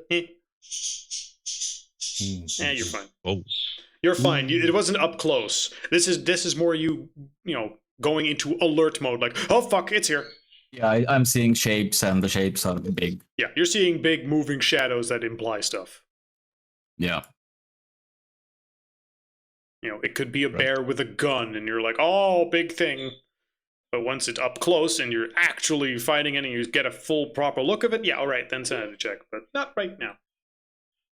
so imagine our Gotcha. car is like halfway across from us both, so that either one of us can just get to the car Probably. as easy as possible. Let's just mark that as car. Gorm, you know the lingo better. Police report. I lost eyes.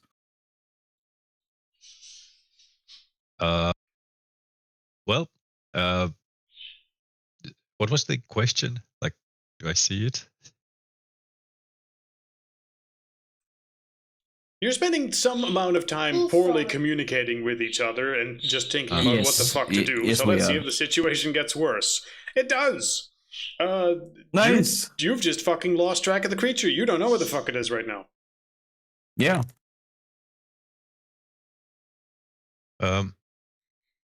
Wait. When you sent the message that, when you talked, was it to the walkie-talkie that only has range for me, or was it? I have no idea. Some other way. I'm wondering if the A-team knows. I'm wondering if the surrounding police know. I was asking you to make like a police report to get them activated also. Sure. As you have eyes, as you do have eyes on the creature. No, I just said I also at the end of my I just stated that I lost eyes. Not that I want to believe that. Gorm's just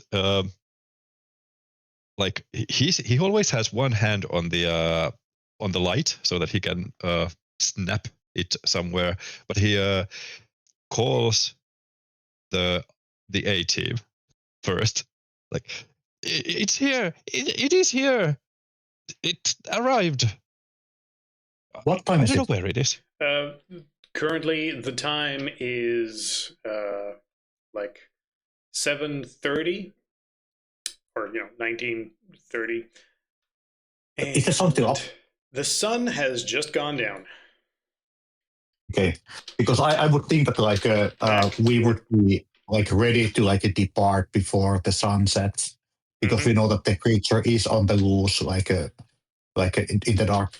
Yes. Yeah, but we arrived You aren't around back yet, 4. though. Yeah. We took our time investigating. We did the extermination. It takes half a day time, so we wouldn't be back until late at night. Not back yet. Yeah, you are not back yet. Yeah, Yeah. we're in the way. You can On the argue. Okay, we didn't really think this was like a where very you- very well true. Otherwise, we could have like have one of us to like leave earlier to like because things were pretty secure on the site. Yeah, but And there was no carrying stuff on the van. So. Yeah. I was rolling. This is very much it's not sure where it is. So odds were that you encountered it along the road too. So Mhm. could have I been was you guys expecting being that. like, oh, by the way, we've spotted something near you. Oh, where is it? And then it's running next to your car. It's just a guinea. Wait. Okay. Well, Agent Stone's at least like heading out to help the B team as fast as possible. Yeah, you're we're both in speeding. the You're car. going. "Meh," you're flooring it. We're both in the. Yeah, we're both in the car. Yeah, let's see. Can actually Agent Stone drive a car? I'm not actually sure. Yeah, sure. Give me a on it. drive check to see if you can get there at max speed. Don't botch it. Don't crash. I have 20. Are you better at driving than me? Well, I'm better at driving heavy amazing. machinery than the driving I car. actually have 42. Okay, you drive. good. Okay, sure. You drove there. I can drive back. Okay. But if this is the following day, Yeah, from give me a our tank and I will flight, drive, I am but these still cars are tired as flimsy. fuck. Yeah. Is this the following day from when we fought the first one? Yes. Okay, so I mean, I have not slept. Hold on. You fought the first one on the incident that was on the 10th, and it is now the 12th. Yeah. So it's been a Okay, day so there in has between. been one. But you had that Right, meeting okay. and whatnot. No. Yeah, I did. So my sleep has probably been about as much as Mateo's, if Yeah. less. You probably Yeah, do we have had a decent any? sleep. Do we have any rules for no sleep? None in particular. That's sort of why I had the stamina check. Good job. Like, is there a problem or not? 13 out Do I of need to do 42. a stamina check? I never did a stamina check. No, it's because you haven't been on full guard duty every night. Right. Okay. So that's also different. Yeah. Okay. Well, a driving check of success. But being 13 on out of guard 42. 24/7, a little bit different. But yes, driving check. As you toss Agent Stone into the back seat and go, "Get out, big baby! It's real man driving time." And then he rolls Let up his Daddy sleeves and then he drive. floors the gas. Okay. You'll be back in billing relatively soon, but it'll still be maybe half an hour, and who knows what happens in the meantime. Yep. Things go down fast. Yep. Mateo, Dr. Gorham, you realize Yes, you've lost sight of the creature. You don't know what the fuck it's doing. You don't know what's best in this situation, but you gotta act fast, because if you just stand here watching, who knows what the fuck happens. Yeah. Did we have any handheld UV blasters? The only ones you have are just the ones in the tower, which are hooked up to, high voltage cables specifically to just blare strong UV. So handheld in the sense that So you no. hold it in your hand. You don't have one portable, like a flashlight. The one that the others had was jury rigged and only really had enough juice to have a short little blast. Flamethrowers and grenades, babies. You have flamethrowers and well, I mean, you guys don't have grenades, but you have flamethrowers with Mateo. Yes. So we should definitely do the drive-by. I'm gonna. Yeah, we definitely should. However, before that, I'm gonna try and find the thing. Just scouting with from my guard tower. Mm-hmm. I'm also gonna inform you to get the car and come pick me up. Oh, okay. Good instructions. I will do exactly that. You take a minute to climb down the tower, get the car, go back to the base of where Mateo is, scream at him to the car is ready and that he should get in it. Meanwhile, Mateo is simply searching around for where he first saw it, like, okay, where the hell is it? Where is it? Where is it? I, in the meantime, need to think of what this creature would be doing and exactly what its strategy would be. I do remember this house being pretty secluded on like on its own property. So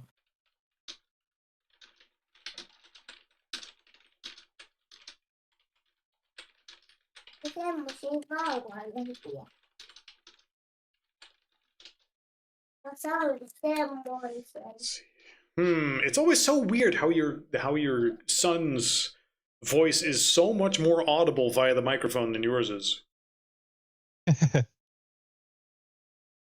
Yeah, it is a gift. and a curse. Mm-hmm.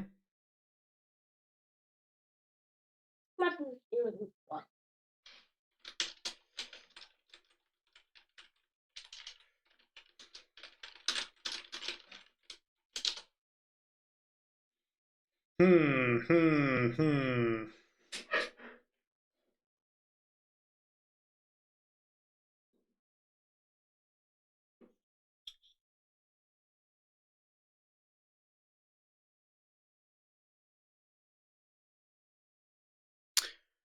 Okay, so in this situation,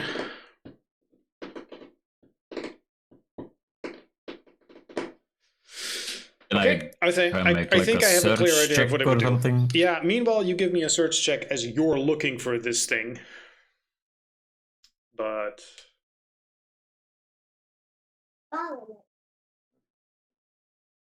did you roll already or not? Yes. Okay, so the 18 is yours. Yes. Okay. Based on that, you carefully comb the area where you've last seen it.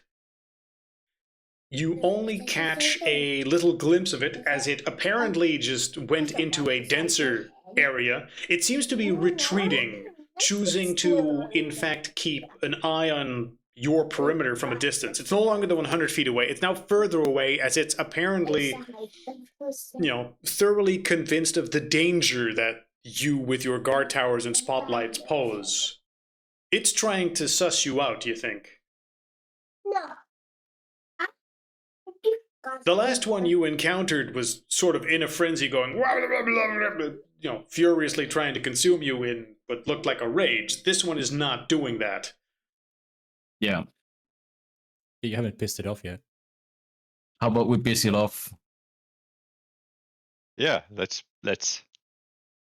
I'm gonna start climbing the guard tower, and once I get to the car, I will urge Grom to drive to the house, Okay, and we're going to evacuate the you're family. more or less right next to it, so Yeah, not much of a drive. You drive to the house. You're there. Yep.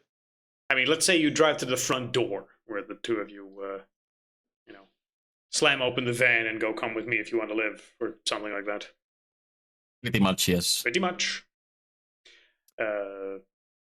Okay. Excuse me. Yes, the wife is there. Everyone.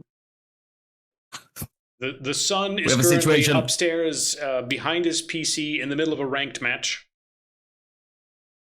He's like, no, I got to finish this first. No, I'm dragging him. No. Okay, roll. I hope that his chair has wheels.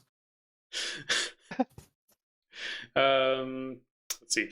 Give me athletics or brawl or something. Let's see. What is the melee? Athletics. Oh, that's a fumble. You grab the chair, drag that out of the room, but halfway through he hops out of it, then slams the door shut and locks it. And says, sorry guys, some asshole's trying to get me to live. Now the door's locked and you're holding an empty office chair. How do I reach these keys? The wife is downstairs going, I don't understand what's so important, talking to Dr. Gorm. I try to kick in the door. Karen, give me another athletics roll. You kick the door several times before finally kicking it open. The kid goes, what the fuck? Young master, you're coming with me now. That's a shit game anyways. The elo's rigged. No, League of Legends is a good game that is not toxic, and new players can, in fact, have a good time. I'm sure of it. I just need to play like 1,000 more matches. Lean over him, hit enter, GG easy, hit enter again. Immediately a pop-up comes, you have been banned from playing League of Legends for being toxic. No, let's go. He falls to his knees and screams, no, as you drag him away. He's stunned. You took away his MLG dreams. You monster. No, my bronze rank. I was just getting to bronze too. Did you guys leave the towers empty? Yes. Yes. Okay. So not only did you leave the towers empty, you just made his kid scream at the top of his lungs. Yes. Yes. No. We have a flamethrower. Let's hope he's a slow fucking blubber as we make our way to the car. He is a slow blubber by at least your interpretation, as he is not yet on top of you, as far as you can tell. By the time you drag the kid downstairs and to the car, you force both the wife and the son into the car.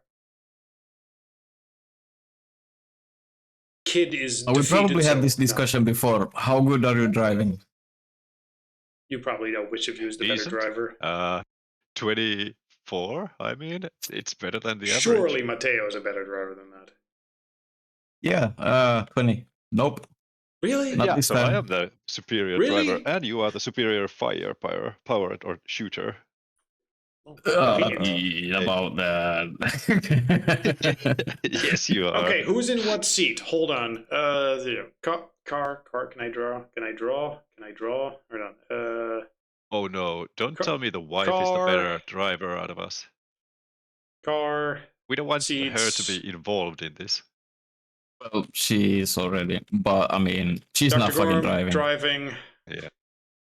What seat are you in, Mateo, with your flamethrower? Shotgun. Yeah, I guess. Who's where?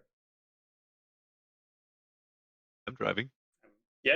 I get that I part. guess but with Mateo the and front driving kid. seat. No. Wife behind me, and kid on the back seat.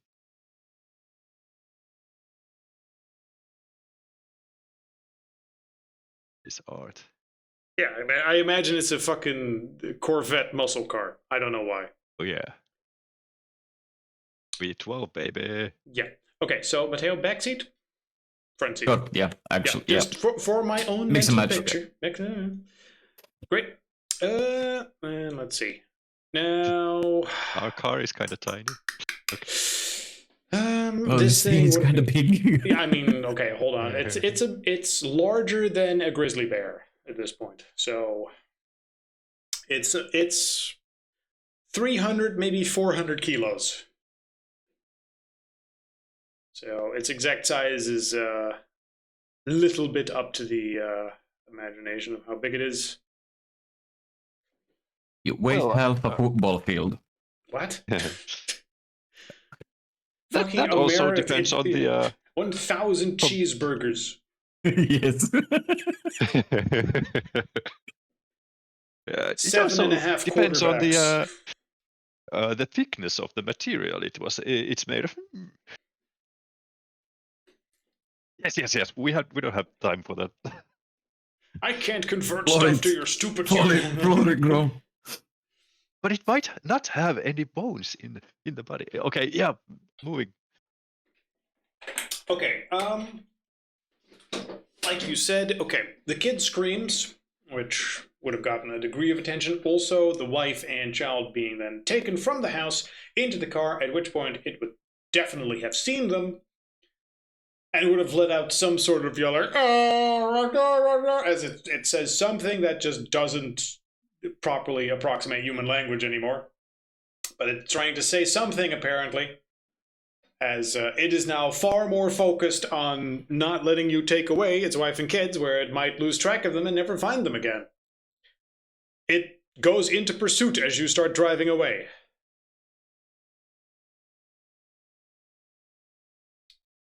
Dr. Gorm, give me a driving check.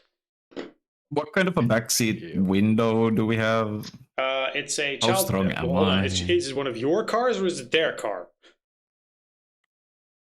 It's our car. Yeah, I think. okay, then it's whatever the fuck you set up the window to be. What do you want me to say? A child-proof window you can only do halfway down. No. It has electrical. No, I went like.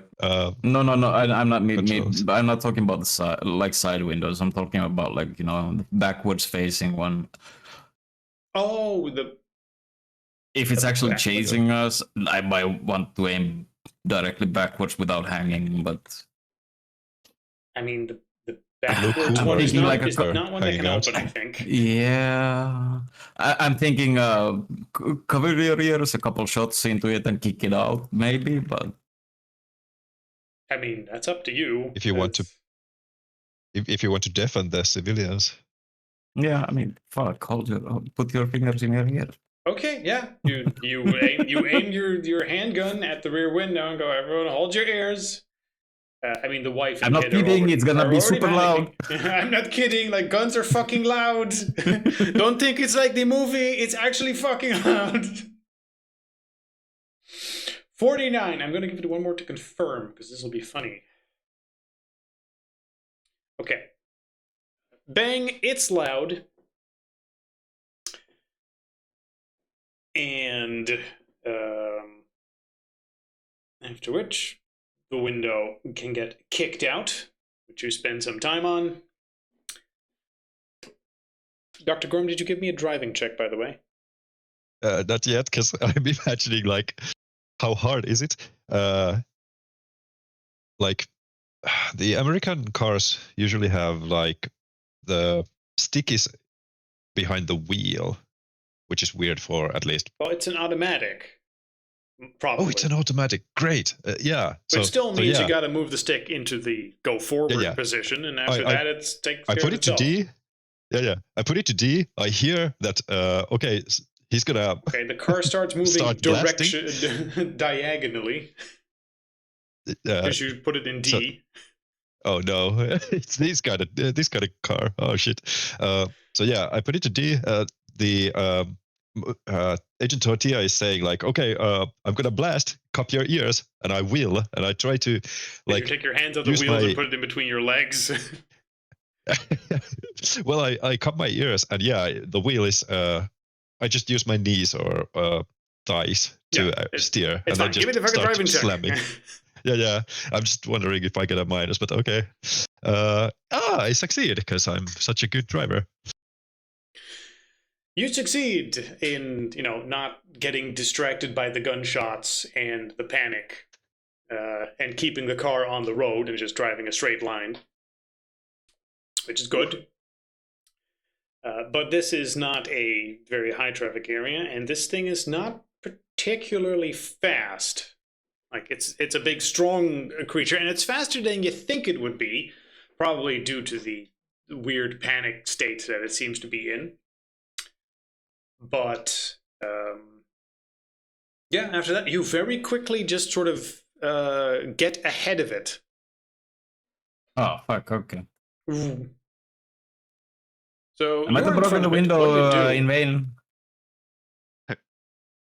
Well, it was a good, precaution.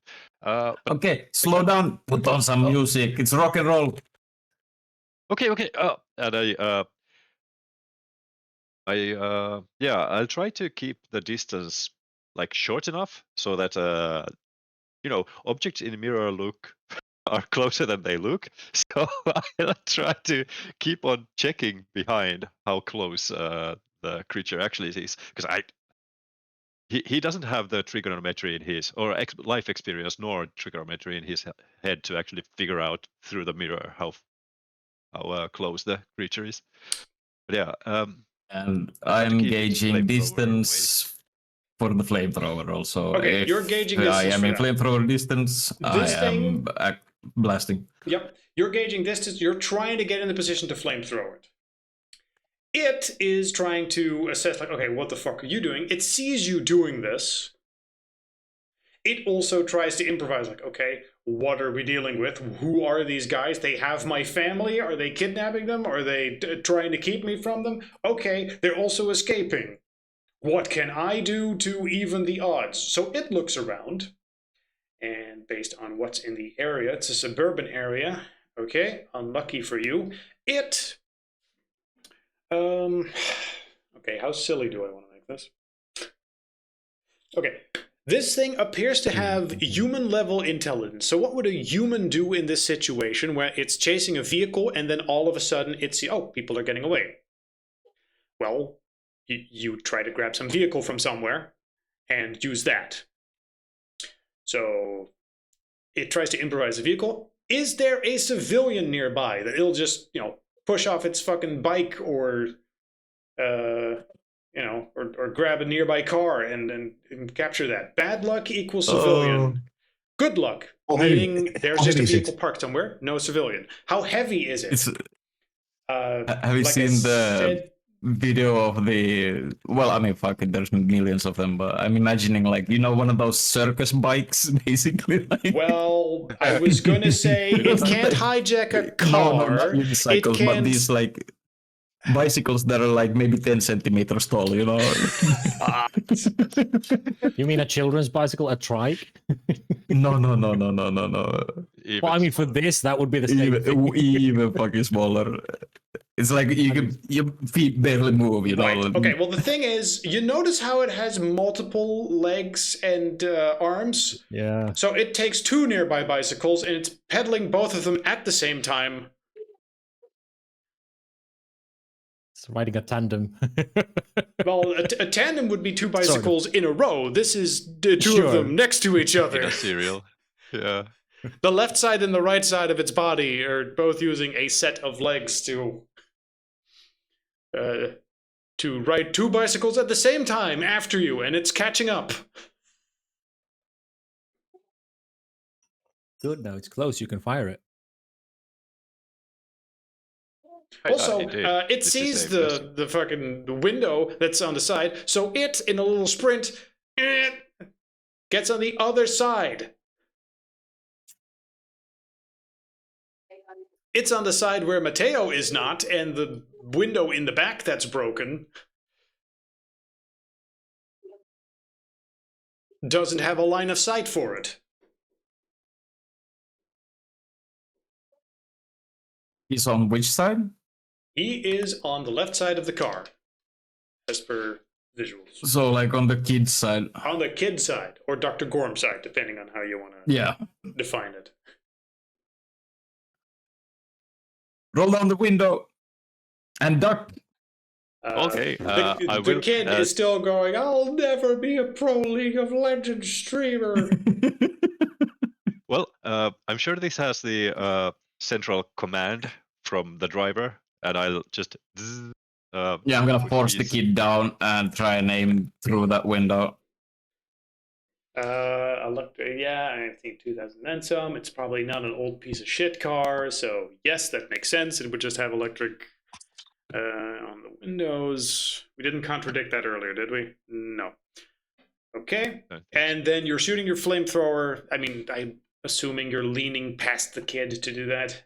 Yeah. I'm pushing the kid down. I'm leaning over him, pushing the flamethrower nozzle out of the fucking car. But you're doing this from a weird position. So yeah, definitely. I am kind of diving towards the window. Yeah. Roll me firearm. Oh, I was going to say roll me firearms with a -20 because you're doing it from an awkward position. Matteo, you have 21 in firearms. I do. Which means with a -20, you have a 1 in firearms. I do. Go for it. You can become better at it. What's the worst that could happen? I mean, don't fumble. Actually, is this technically a firearm? Yes, it's a flamethrower. That's about as fire as you can get with a firearm. If you have heavy firearms, meanwhile in the background, Phil calling Sasudio. I mean, you can use heavy weapons, maybe. But okay, let's see. Yeah, I mean, no. Firearms, Maybe, minus maybe 20. roll a 1. That's not a 1. That's not a 1. That is, yeah. That It's is also fair. not a botch. It's also not a botch. You just spray the firearm, the flamethrower. Just whoosh, spray it in the area. It vaguely licks at the creature, but not enough to set it on fire, not enough to seemingly do any real damage to it. As you just, spray it for a bunch. The car moving, your awkward position, everything just makes it difficult to land a proper shot. Yep. Dr. Gorm, what do you do in this situation?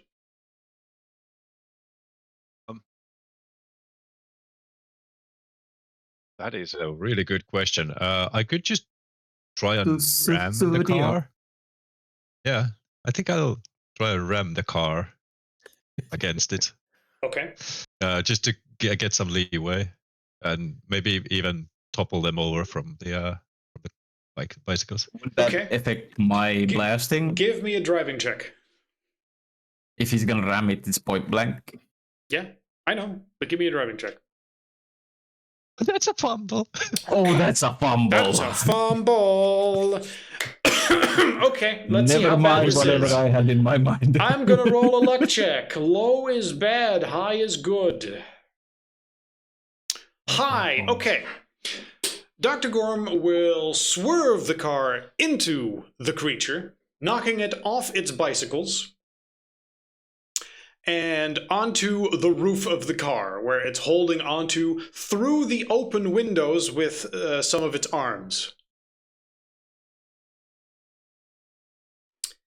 Could you imagine what would have happened if you had fumbled super hard? We've been inside now, yay! Yeah, also, I'm going to say that one of these bicycles gets sort of launched in through the window with it, as it's just sort of, as you crash into it. Killing the child. No, but pinning effectively just that entire area of the back seat, making that far more difficult to do anything. As the kid is just sort of pushed out the way and smudged by it. They're going, ah! And the kid sort of has to lean over near Matteo, making flamethrowing incredibly difficult. Additionally now, the creature is trying to reach inside. Yeah. That's not good. Let me check real quick what its skill is for trying to slam you. Where's the thing? Unarmed combat ability.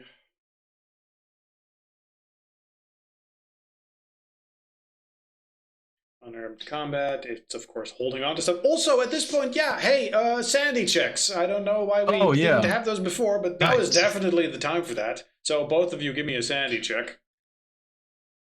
Ooh. That's a d6. What about the family who literally just saw it through they're the fucking window? screaming, and they failed theirs. You roll it, or should I? Because I kind of already rolled. When Oh, you're rolling your own d6. Yeah, roll your own d6, I guess. Yeah, kind of accidentally. So 2 sanity damage, 4 Are you sanity deflecting? damage. That is the question. I guess I should. Yeah, I guess I should also. I don't know if you're at your breaking point or not. Let's run down my the relationship with my brother. Oh, with 3 points. Okay. You think of your brother and you What? go, that bastard. So how does this work? if if you you deflect you it, choose. you roll deflect, and then you take that much bond damage and absorb that much sanity damage And will point the loss as well. and willpower loss. It yes. seems to automatically take the willpower off. Luckily. Oh, interesting. I'm a little confused. So I rolled the 4, you choose? and now I roll a D4, you roll 4 sanity damage. reduce that from the D6. You press the bond button. That'll give you a bunch of Yes. stuff. Right. And then 3 things happen. The sanity damage is reduced by that amount. So instead of 4, it's now 1 sanity damage. The bond takes 3 damage. and you take 3 willpower damage, or willpower loss. Okay, and this goes into score or the rejected or whatever. They seem to be both the same, no matter what you change. Oh, okay, Like, it gotcha, changes both. gotcha. I don't know why. Okay. Yeah, fuck that Rosa from church. You have a lot of bonds. God damn it, I'm jealous. He has high charisma. The reason he's not insane is because he just yells at people when he can. Yep. Yeah, fucking Rosa from church. Never actually, like, this is...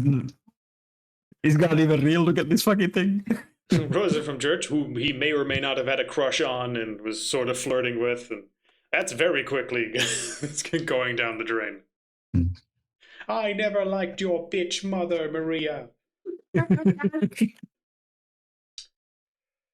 But yes, as you're dealing with this, what was I doing? I was checking whether or not this creature can do something on the car and what it would do. Oh, actually, that's supposed to be a D8 instead of a D6. Oh, well, whatever. This is actually pretty bad. So both of you, I'm going to say just take 1 extra point of sanity damage because that's supposed to be a D8 instead of a D6. All right. Well, I deflected that too. Yay! Yay! So just Matteo a little bit extra. But more importantly, I'm supposed to determine its unarmed ability. Oh, here it is. Never mind. So 55, whether or not it can do something. And the question is, does it go for Matteo or his son?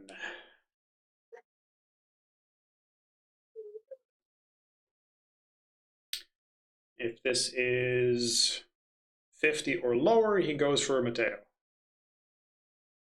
Nope, he goes for his son. And he's trying to grab him like, I'm coming for you, son. Of course, he's screaming that in weird creature voice, so it sounds completely...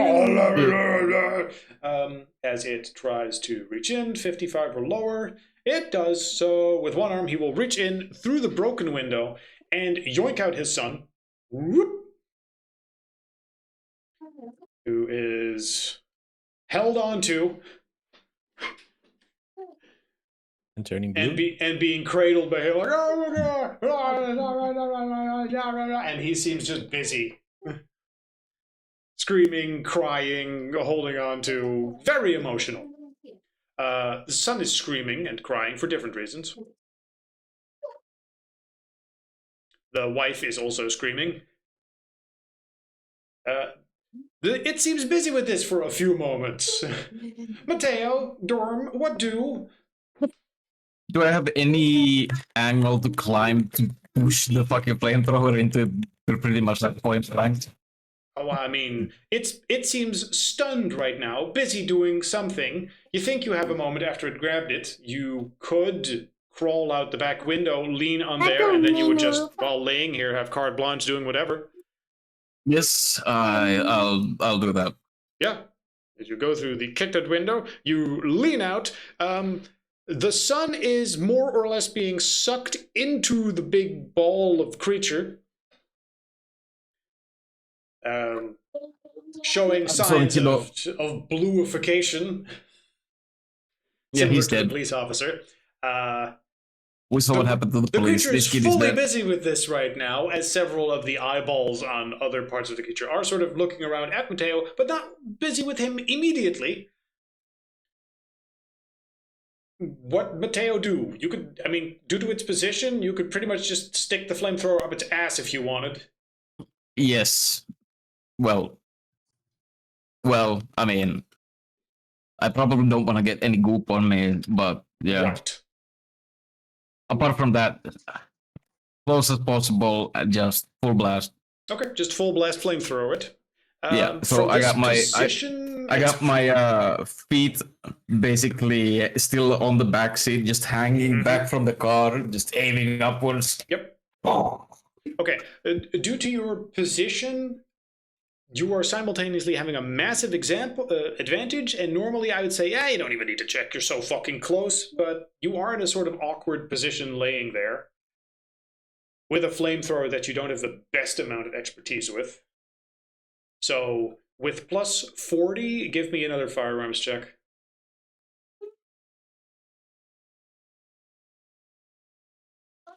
That's a failure. Oh, Yeah, probably due to the car driving and your awkward position, you again try to sort of spray your flamethrower over the creature. Stop swaying. Globe, stop swaying.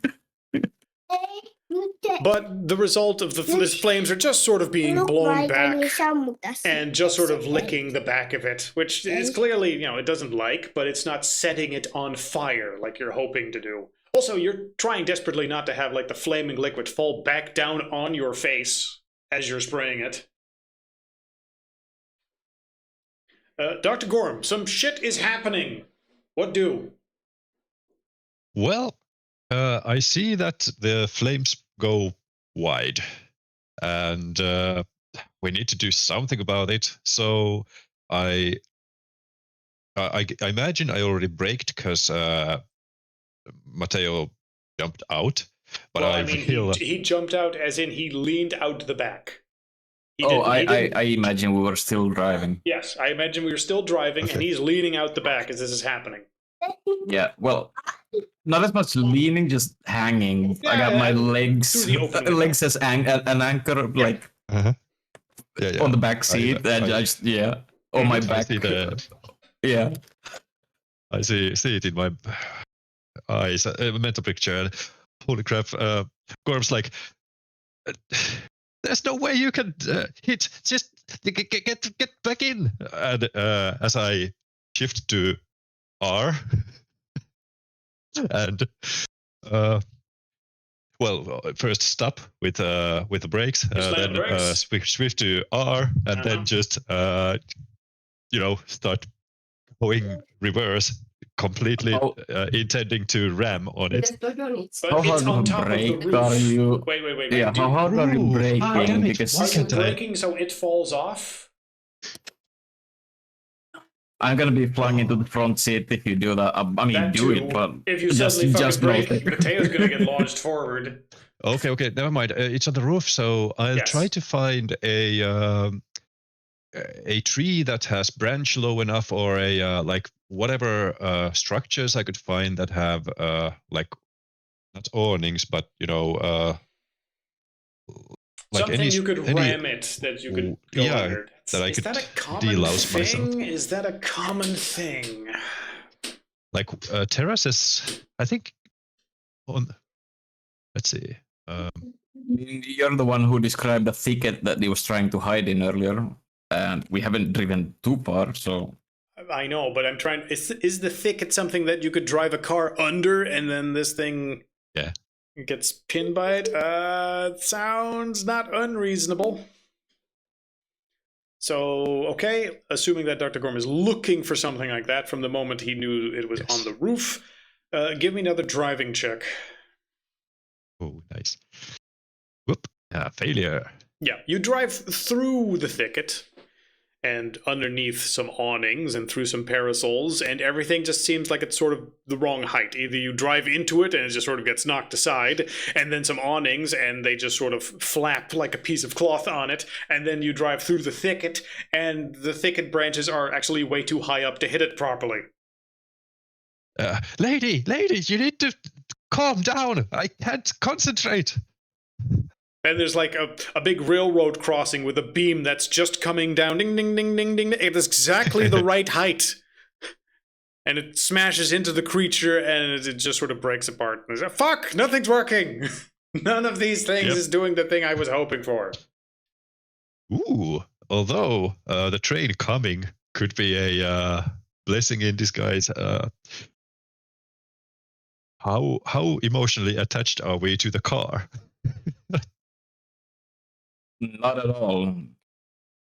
Yeah. So, hang on, I got an idea. Matteo, get inside. And I slam the brakes. And now I put it to reverse and get myself to the railway crossing. Okay. You put the car on the railroad crossing? I try not to get hurt when he slams the brakes. Yeah. I mean, he warned you, so I'm assuming you're holding on to it. Yep. Matteo gets back in. And I try to quickly assess which way the train is coming from. Mm-hmm. And try to let's assume it's from that side. Yeah. Train. So I start driving towards the train. No, I don't care how the car like takes damage, because the point is to wreck it anyway. Well, I mean, driving towards the train on the rails, or... Well, on the rails, meaning, of course, I can't. It's really, really difficult to stay on. Even if the gauge is right. Like, describe to me what you're trying to do. The point is to try and give the train driver so little time that they can make an emergency brake and actually avoid the collision. The point would be to get the thing smacked. Right. Do I need to remind you yourself and Matteo and the wife are also in the car? Yeah. What's the plan? We'll get out before it's too late. How? Well, drive it as close as I dare to, and then just like start braking if I even need to, because the car might be broken enough that it's slowing down already, and then I just open the door and bail. Okay, so let's just say you position the car in front of the speeding train, and then quickly all of you get out. Basically, that is like okay. The gist of it. To clarify, do you intend the car to be rolling on to the railway to collide, or do you want to park it there and we run? He's positioning it somewhere where the creature doesn't have enough time to escape and the train driver doesn't have enough time to stop. Yeah, right. So it's not like the train will arrive here in 5 minutes. No, it's like, no, it arrives in like 10 seconds. Yeah.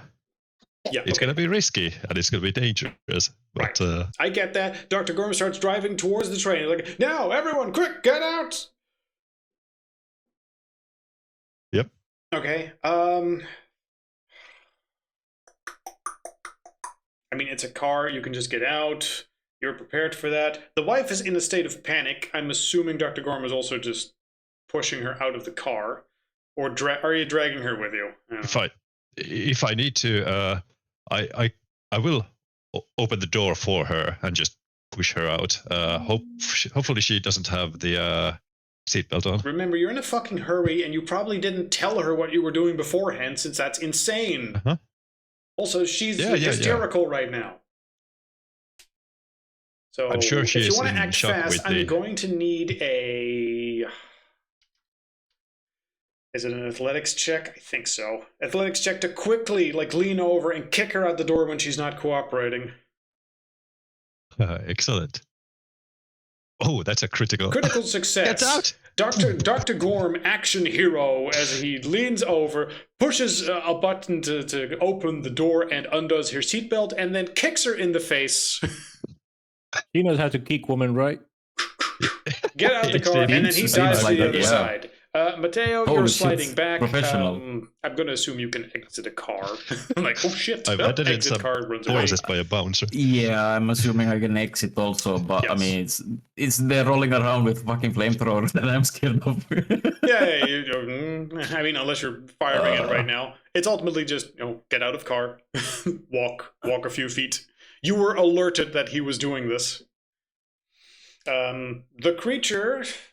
busy. Yeah, I mean, I guess it depends on how fast the speed is right now.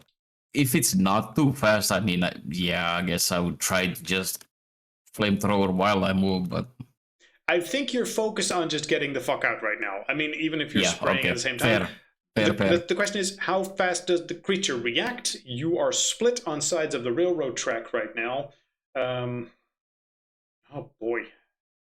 So you're on the railroad.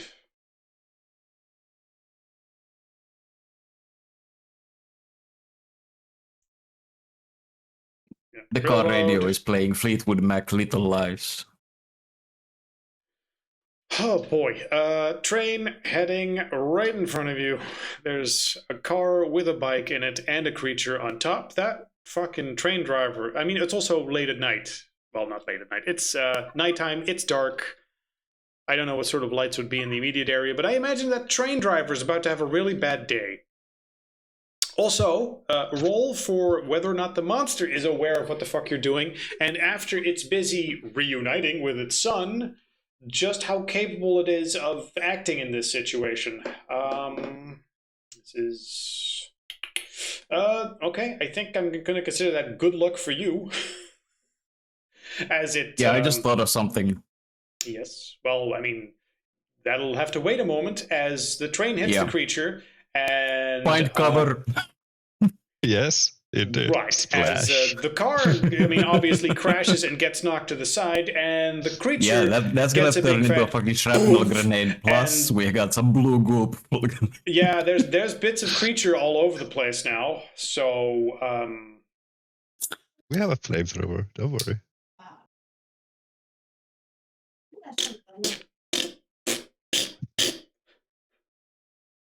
and most of the creature gets stuck to the front of the train and drives off in that direction. Oh no! Yep. The Ah. goop spreader. No!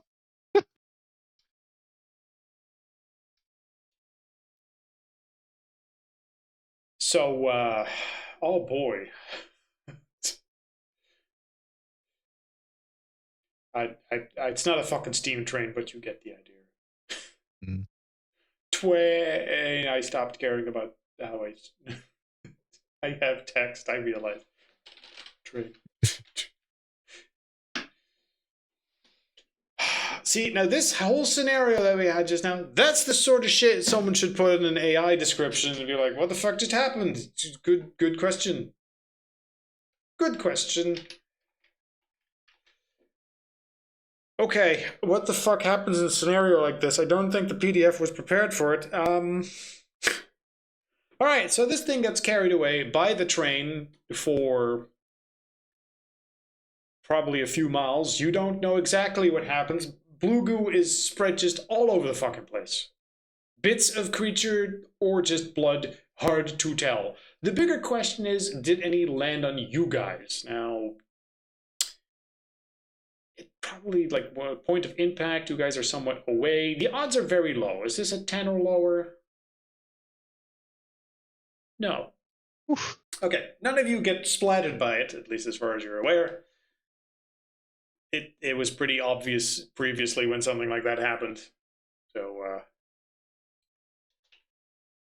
Mateo, wife, Dr. Gorm, blue goo splatters, creature indiscernible amount of distance away. Oh, let's roll an additional one. Is it inside the train?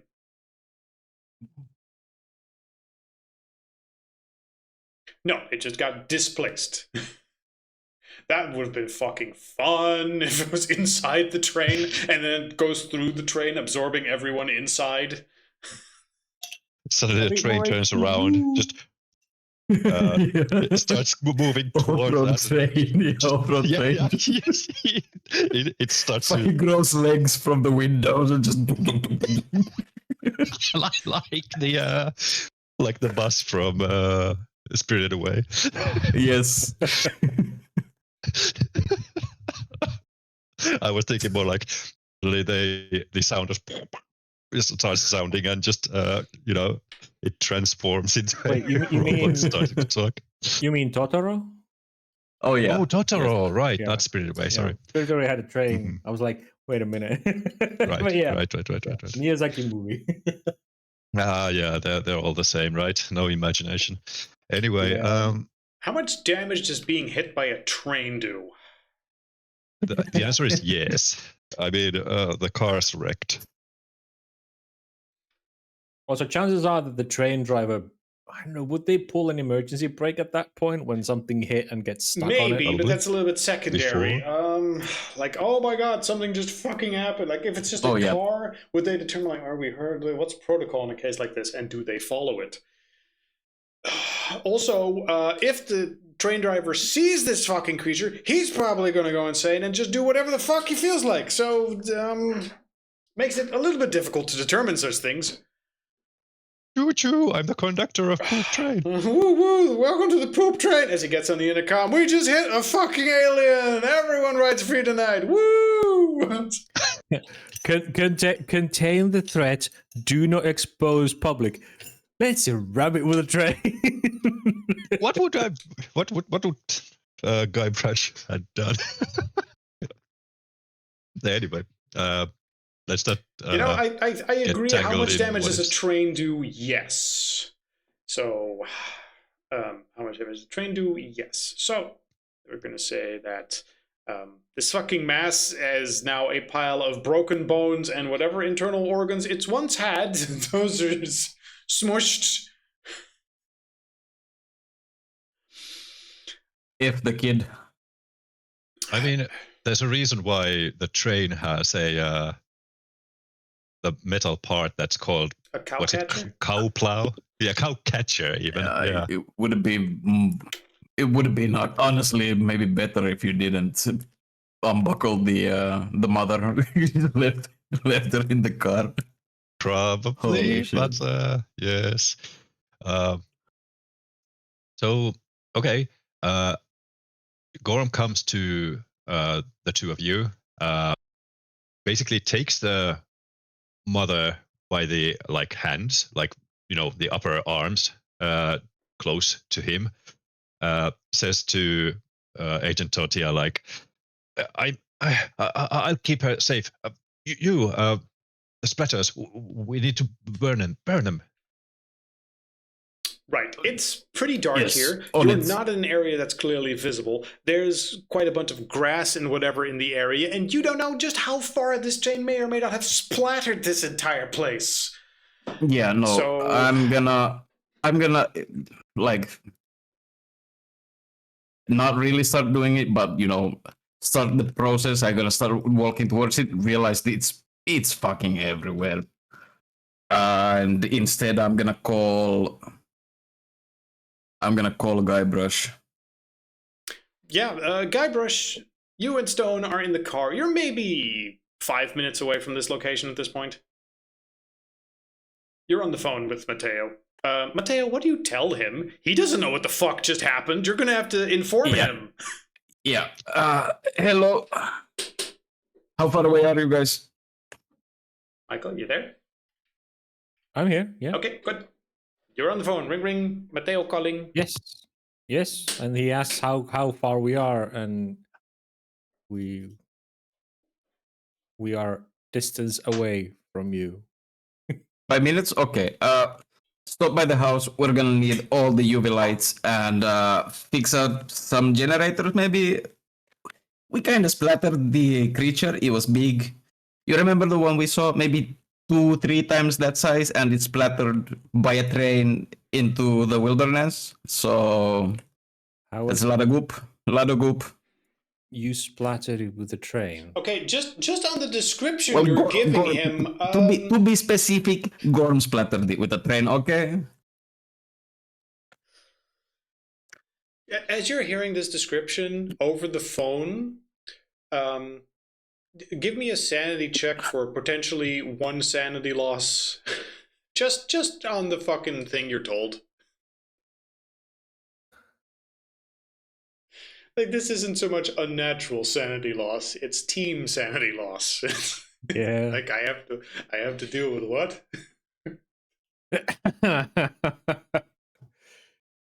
There's maybe a half a second pause before he goes, you splattered it with the train. You do realize that those lights require a power source which we do not have. Maybe the train has power. Fuck if I know. Just bring them. Is the And train call still our handler. there? Is the train still here? The train is like a mile or 2 in the other direction. It didn't even make an emergency stop. Like, the creature flumped off at some point. Oh, But No, that train's going to need to be caught up with because there's probably a whole bunch of goo on the front of it. Actually, I don't think they stopped. Right. Here's what we're gonna do. We're gonna go Yeah, get the well, lights. it's a problem. You are going to call our handler and explain what you guys did. I am not taking this phone call when I wasn't there to see it or plan it. That is on you. And he closes the phone. Actually, goes, where exactly are you? We're about a mile or two away this direction from the house. All right. Straight to the. Call. Oh.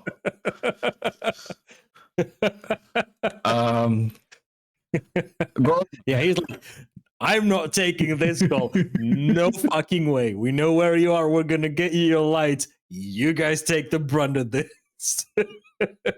Go.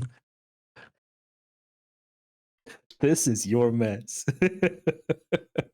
Who wants to call who for what? As meanwhile, Guybrush handler. and Stone are going to go get the lights from the house in order to help with the cleanup. Yeah. It's Matteo wanted Guybrush to call the handler, and Guybrush is like, I am not making that call for this mess. That's yours to clean. Bye. I'm also gonna try to pin it on Gorm. So Gorm.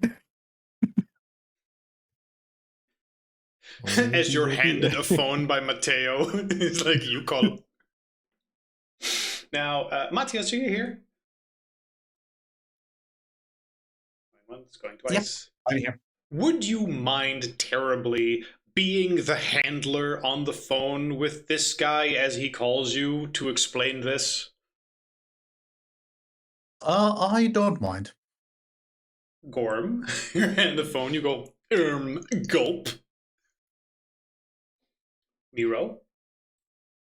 As you know, you probably need to call the handler to explain that a cleanup crew is needed for this. I think he went to take a shit or something. Seriously, He's been now? awfully quiet.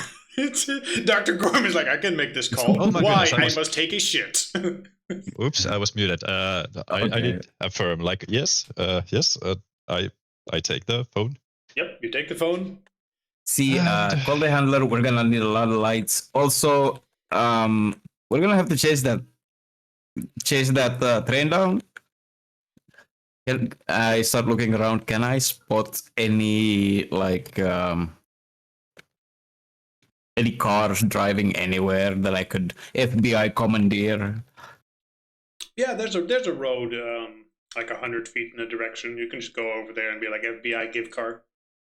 Yeah, I think we're gonna have to do that. Unless there is no, never mind. Okay, well, Matteo goes over to the road, commandeers the car. The wife is just sitting there. There are some bicycles nearby, but they look wrecked. Anyway, yeah, Matteo's busy with that in the meantime. Guybrush is getting the lights, together with Agent Stone. Dr. Gorm is on the phone with the handler, trying to explain this situation, to wrap it up with a cleanup crew. But the handler probably doesn't take this very well. I mean, yes, mission successful. Help. Well, that's up to you. Miro, if you would, together with Matthias.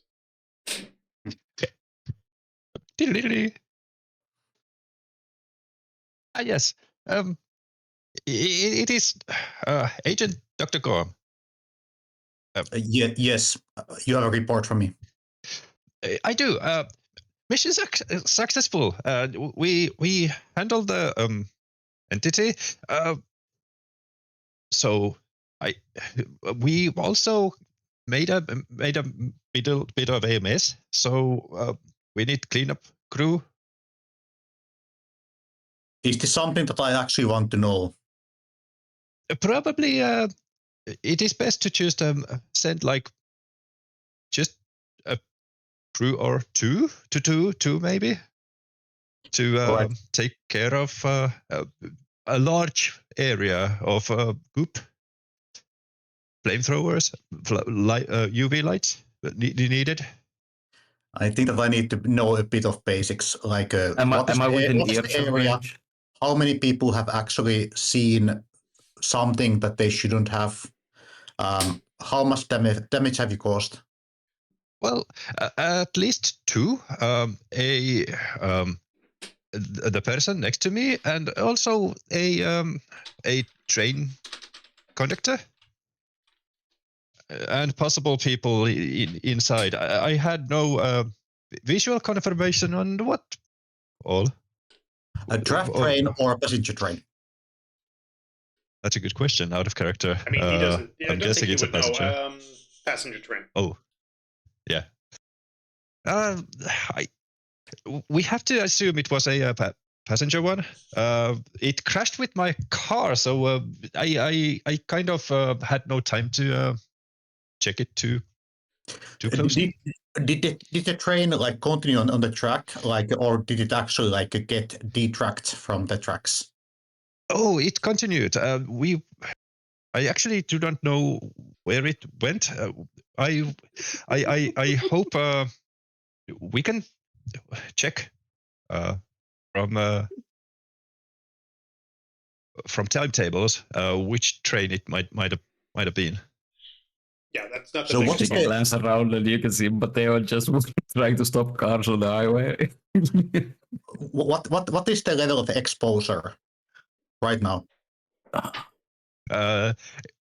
Agent Ortia has it under control. Probably considering he's stopping cars nearby. We will use the local police force to contain it too. Unfortunately, we have no idea how far the train went, but we will try. We will try it and find out. Give exactly your location, and we are going to like make sure that nobody from the train company is coming to investigate. Also, contact the local law informants and like cooperate with them. Use whatever bullshit reasons you need to like quarantine the area, maybe chemical spill or something like that, to make sure that nobody comes snooping out. I am going to send a team on your way to help to clean up whatever mess you have made so far. Out of character, quick Google states that a passenger train averages between 300 and 1,000 people in the intercity line to over 3,000 on densely packed commuter trains. Yeah, offline, like it was quite late, like nighttime. Yes. Most of them might be sleeping. It was really fast contact, basically. Yeah, it was dark out. Maybe not time that people were sleeping, because let's call it like 8 o'clock at night, evening. Plenty of people would be out and about, but if they were to be looking in this direction, it's not like they would have seen the fucking fight in full clarity. We're talking blurry footage at best, and they have no reason to really be looking in your direction until you started shooting your flamethrower, which might have drawn a few eyes. But again, some people seeing something weird, not the biggest breach. Biggest breach would be if that goo starts infecting that passenger train. Yep. And it is like there's most likely is splatter of it on the train. Mm. Yeah, the we need to catch the train. Yeah, the handler's going to say that like we are going to deal with the train and send a second team to make sure that there is no exposure of biological matter there, and we have a full like full trust that you are going to take care of the crime scene and clean it so that we cannot be like a match on the scene later on. We are also going to like take care of the CCTV of the train for you. Well, good. I will give you the exact coordinates as soon as I can, and the time of contact with the train. An agent, I'm not pleased. I expect you to do better from now on. Click. Well,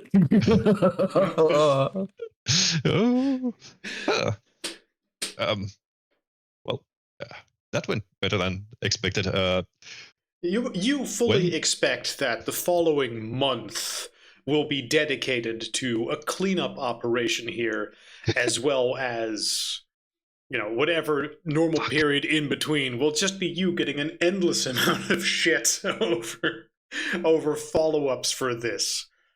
Yeah, of course. Going over the same but yeah. piece of soil for however long, making damn sure that what's that, a slightly blue piece of grass? Better flamethrower it again. Better quarantine the area again. Reports of a slightly larger rat. Yep, better fucking do it again. Yeah.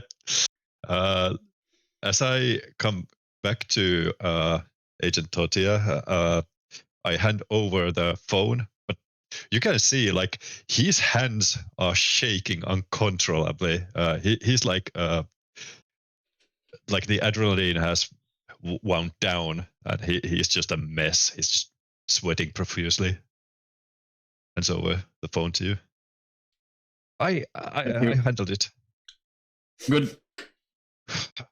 Did I manage to wave down a car? Yes. In the meanwhile? You have a car. You're FBI. You can just go, hello, gift car. Okay. Are we ready to chase it down? I guess we have to. And the civilian? Yeah, where did you leave her?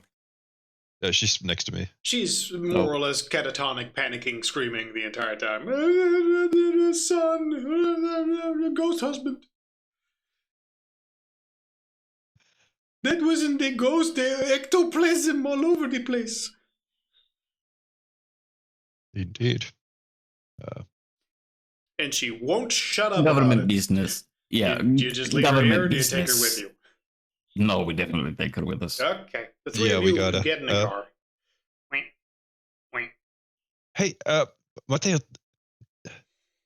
try and calm her down, okay? We need I think it's better. I saw your hands. I think it's better I drive. Dr. Gorm is shaking with rage.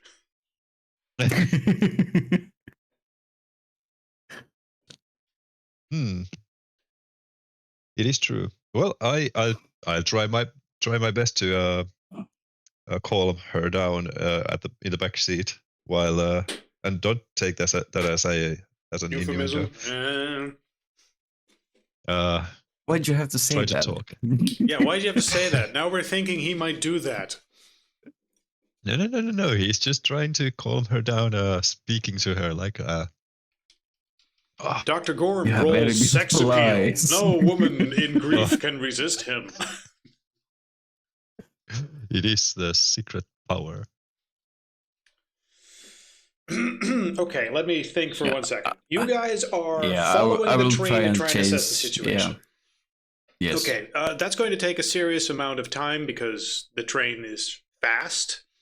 And like I said, it didn't exactly feel like stopping, so it'll probably just go until the next train stop before many people start asking questions. Yeah, also I'm going to call Stone and Guybrush and tell them to quarantine the area for cleanup. Right. We have cleanup teams arriving. It'll take about an hour to catch if they up. Manage. Train. Yeah. From Seattle. But they do have the coordinates for that spot, and we are tracking down the current location of the train. Yeah, pretty much everything between this spot and where it's going, which is a train spot away, but you're not exactly driving there easily. Is it an inner city?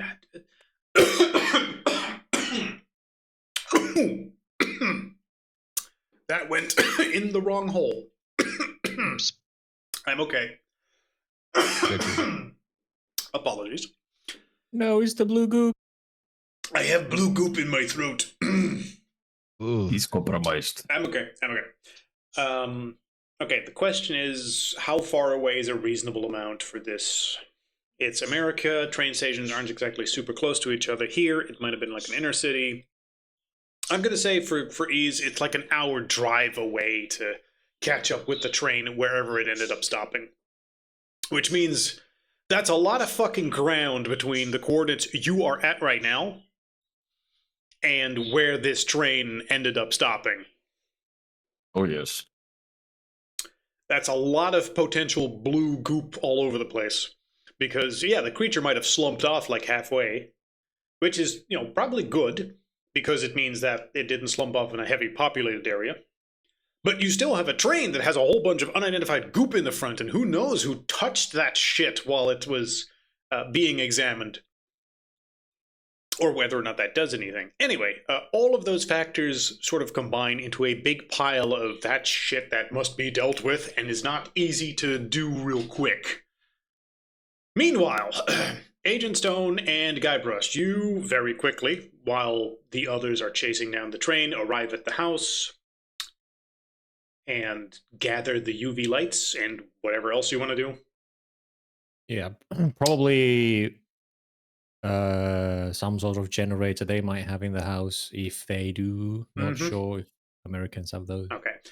Again, it'll probably take a large amount of time to clean up this entire operation. It involves a lot of bullshit. Sure. There's the body of the creature.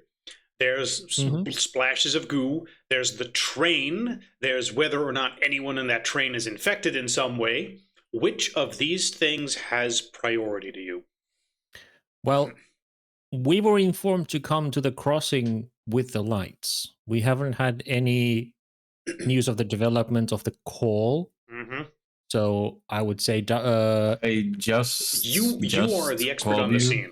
The four of you are very much in charge on the scene. No one is going to call you top down and be like, focus on this.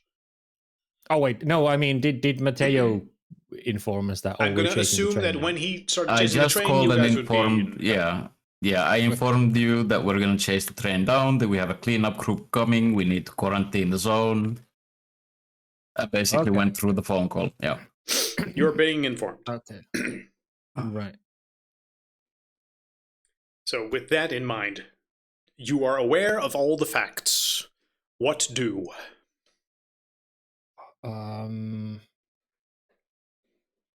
Panic. Panic, no. Maybe not. Based on the call and where you said he would probably try to track down which train it was, where it was going, because you didn't give us that information, and drive to the next stop. I'm assuming that that's not a problem. You do that. Yeah. Like that you that get would be there, the thing. the train is already stopped. stopped. The train conductor and inspectors, at every train stop, there's other people there just checking, like, hey, what the fuck was that back then? Why is there weird shit we see on your train? Like, at that point, it would be stopped and questions would be asked. Yeah. He would just try and get there as soon as possible. He doesn't know how fast you guys are getting because we have, or with what car. So Guybrush is first. For the sake of convenience, I'm going to assume you guys get there more or less at the same time, and you're now together because you were chasing that train. The creature would be, somewhere else with a big splash. And aside from a bunch of blue goo at the front, like...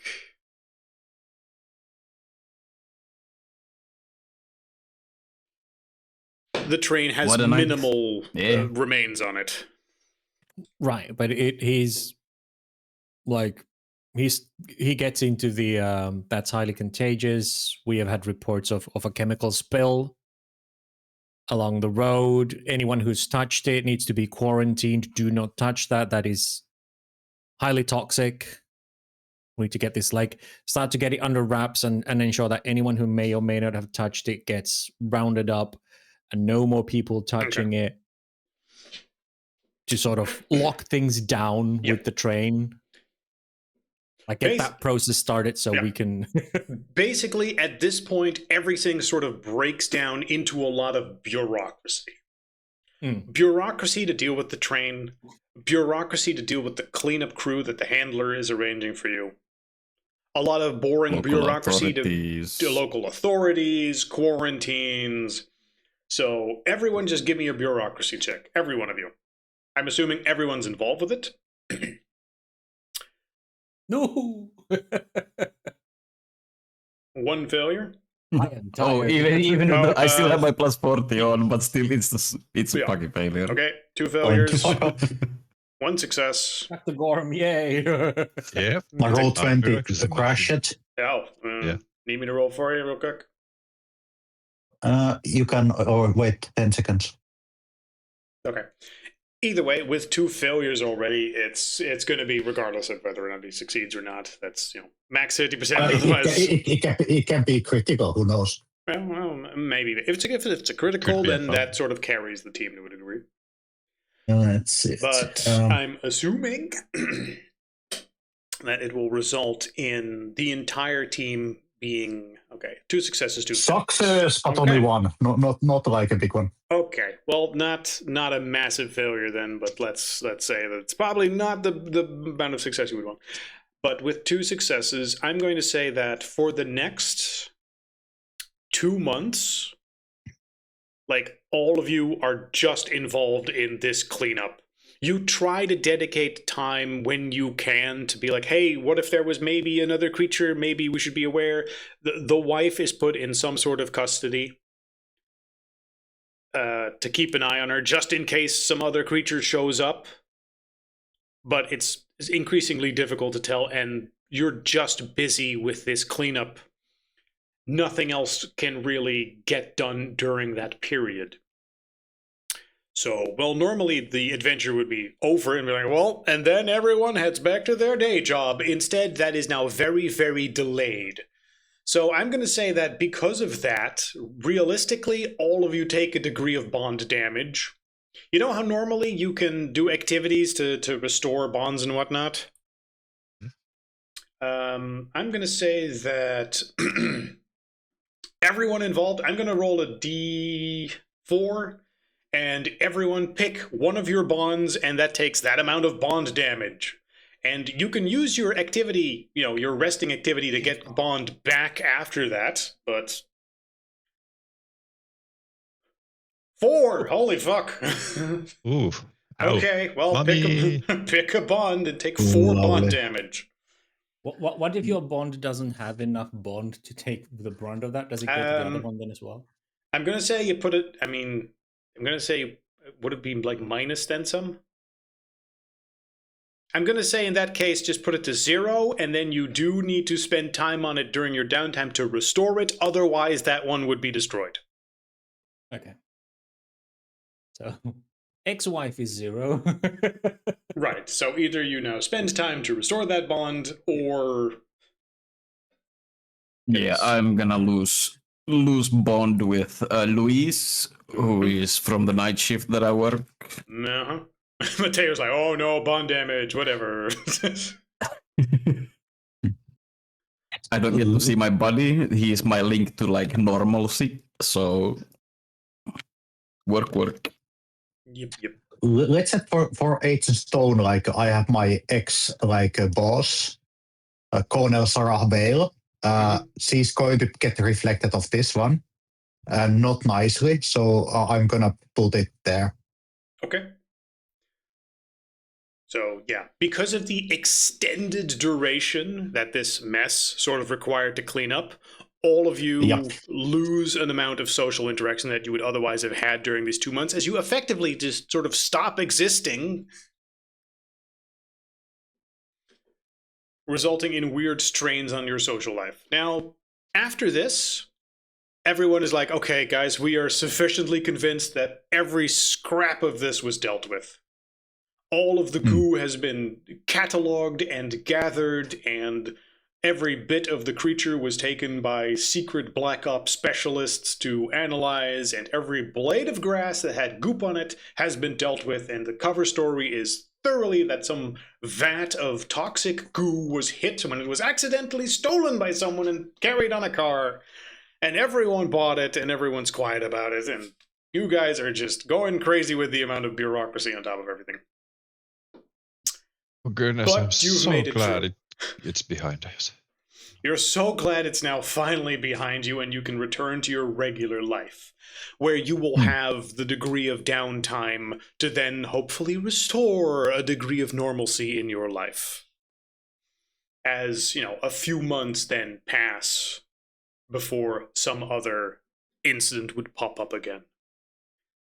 I'm sure that decision will not come back to haunt Dr. Gorm ever again with his teammates.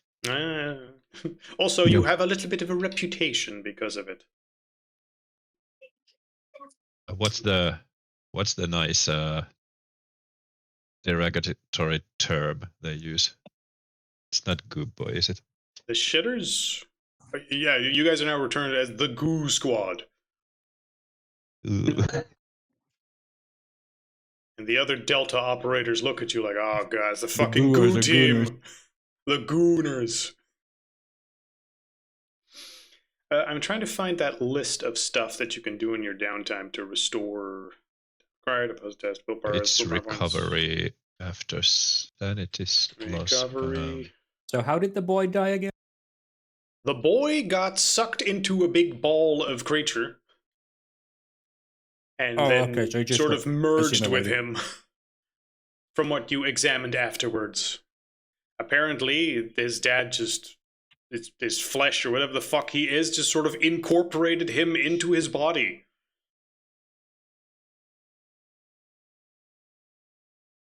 Yep.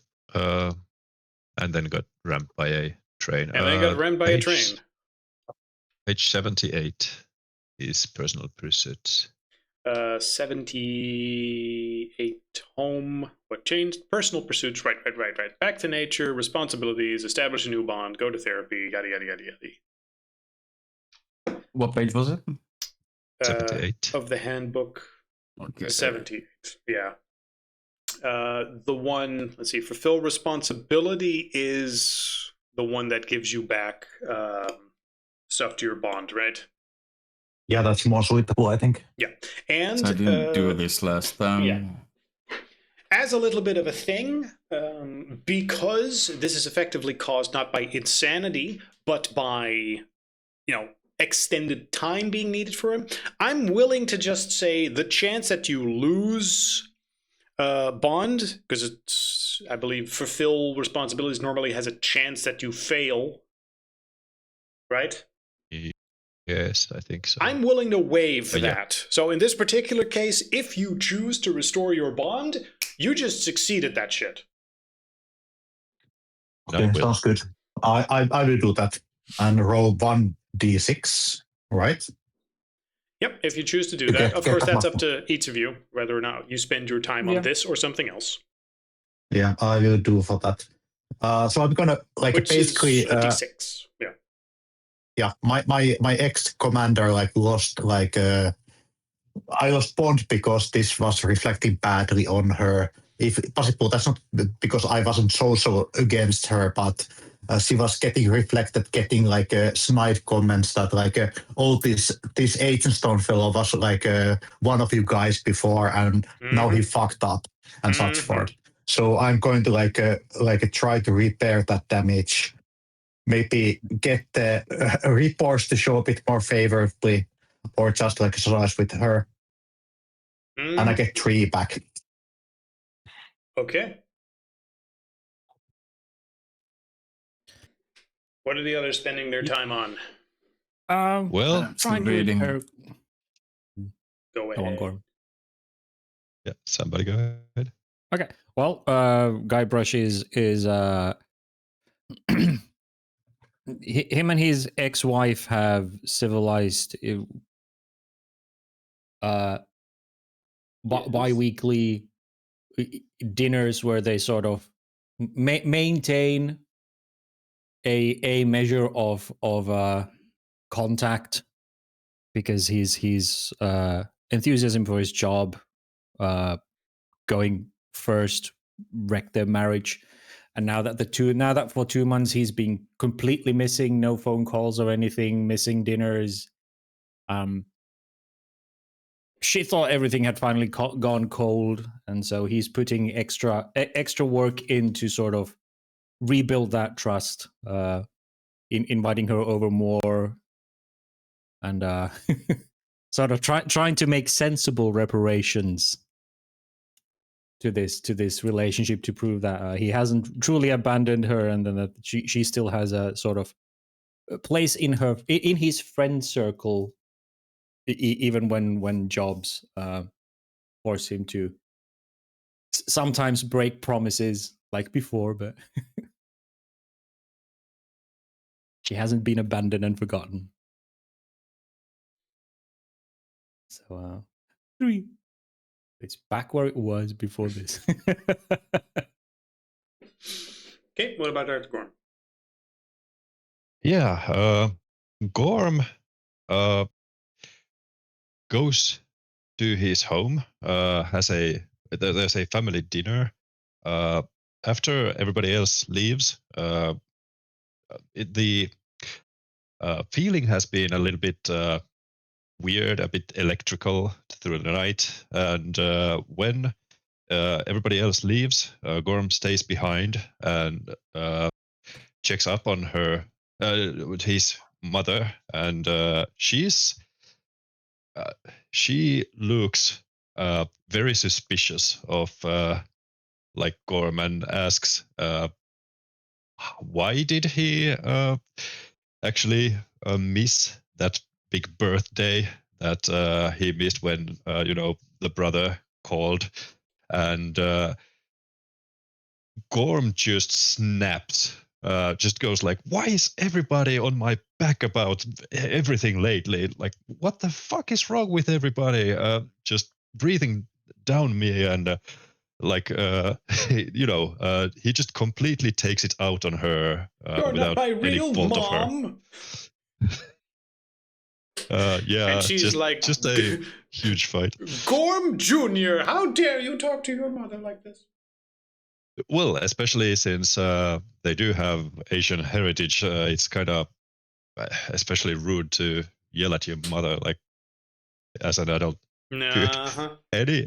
Anyway, later he realizes what a fuck up that was, and he tries to make it up to her, books a place in a reputable spa for a weekend, and just like suggests that, okay, let's make I'm trying to make amends.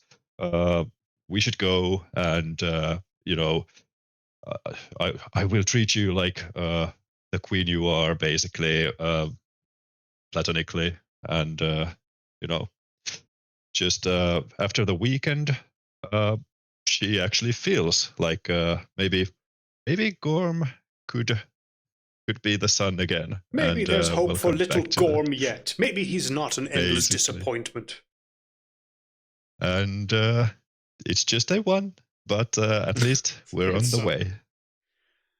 Okay, and He Mateo? once again threw some money to fix the emotional Fix the problem with money. Mateo, Yes. anything in particular? Well, You don't have to restore a First bond. of You can all- do other stuff. yeah, I was reading through the things. So first of all, I mean, the couple months were pretty rough for me. My job did not expect me to be away for that long. And my best friend Luis also didn't expect me to be gone for that long. He was messaging me and I was just blowing him off. And also I haven't been to fucking church in forever. Kinda starting to lose my faith.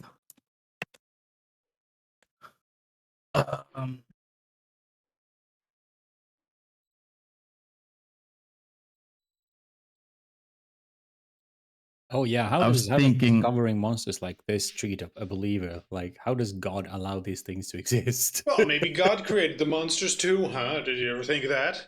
To test Exactly. me, yeah. But Exactly. Why would a loving God test. create something so horrible? No, I think we're past the loving God part. I think it's just, What if God was actually like a dick?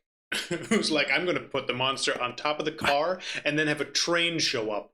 Look, Gorm is now being tested. Is he going to do the wise thing and kill the monster with the train? Or the lame thing and get out the way? Smash! That's my Gorm! I knew you had it in you. And I think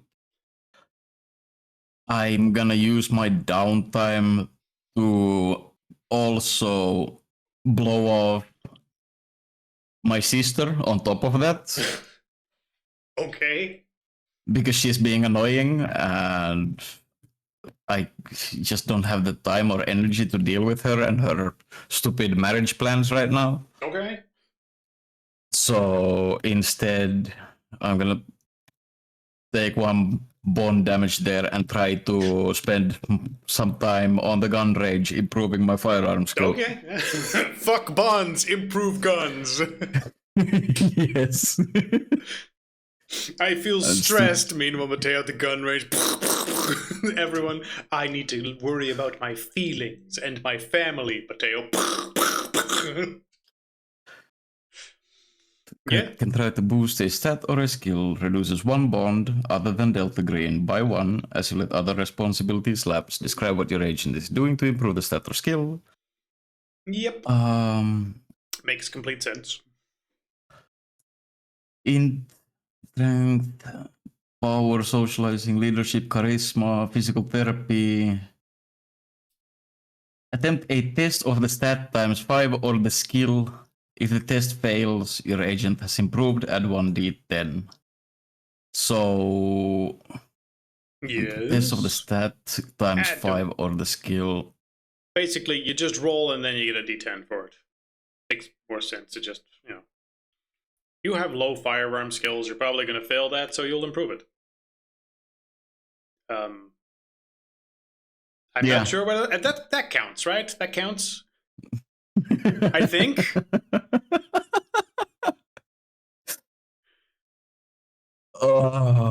I'm gonna say that counts. I was trying to figure out. Test of the stat times 5 or the skill. So it's basically this skill. If the test fails, they mean stat times 5 if you want to level a stat. Level a stat or the skill, so it would be a regular skill check, I guess.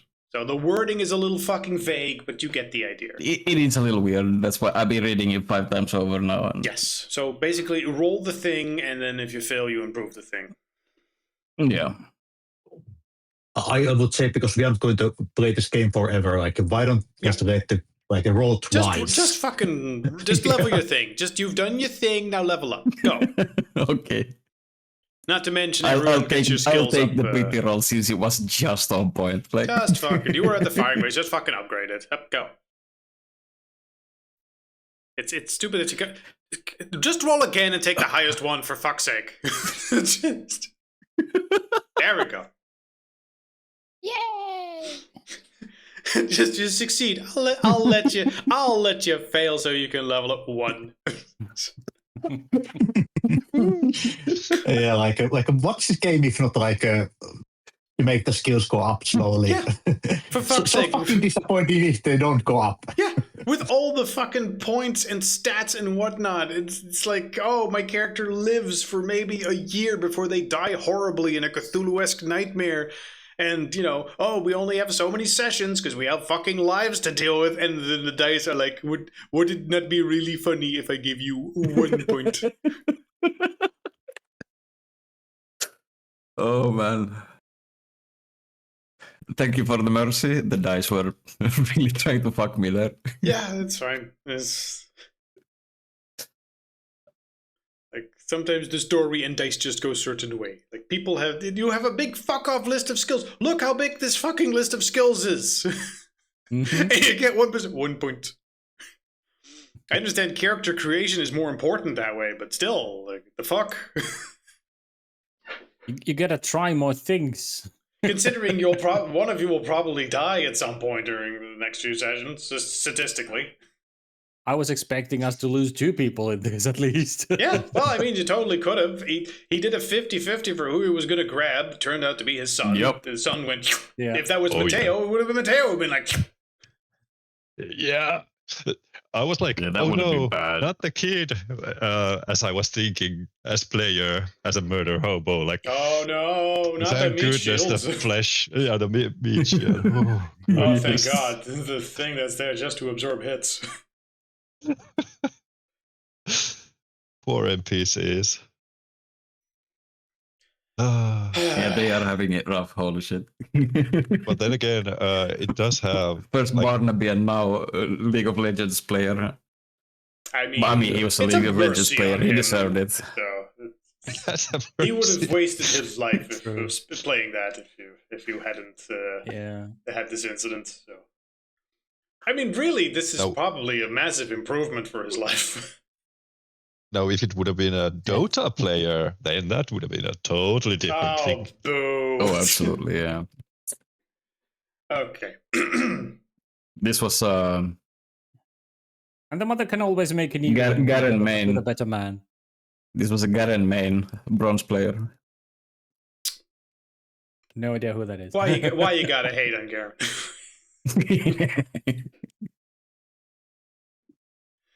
I don't actually hate Garen. It's fun.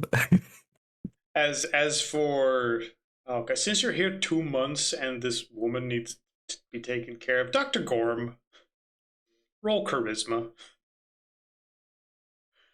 Roll charisma for funny.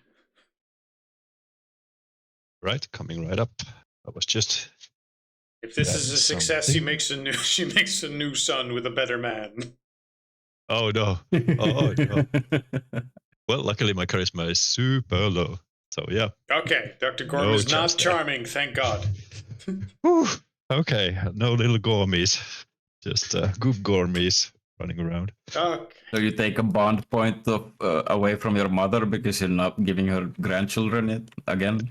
Maybe that's the maybe that's the thing that he that's the voice slipped in his head, to his mother. Like, oh, thank goodness! I actually saw this tart, and I totally didn't want her, and she was all over me. Oh shit! Did I actually slip that out? Oh fuck! I tried to seduce his widow and I totally failed. Whose ghost husband I killed with a train.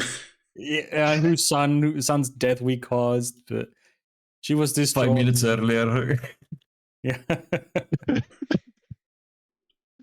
You find lonely wife whose husband died. You still cannot take her. What is wrong with you? She desperate. You not even can get desperate, woman. He was more like panicking than desperate at the time. Her entire world shattered, and you still could not get her. Why are you like this? Yeah. She in emotional distress. How you not get emotionally distressed woman? Emotionally damaged women are easy. Why you not even be able to get easy one? You are doctor. Why? What is wrong with you? You are doctor. You make you money. Tell me you cannot even find mental illness women and get with them.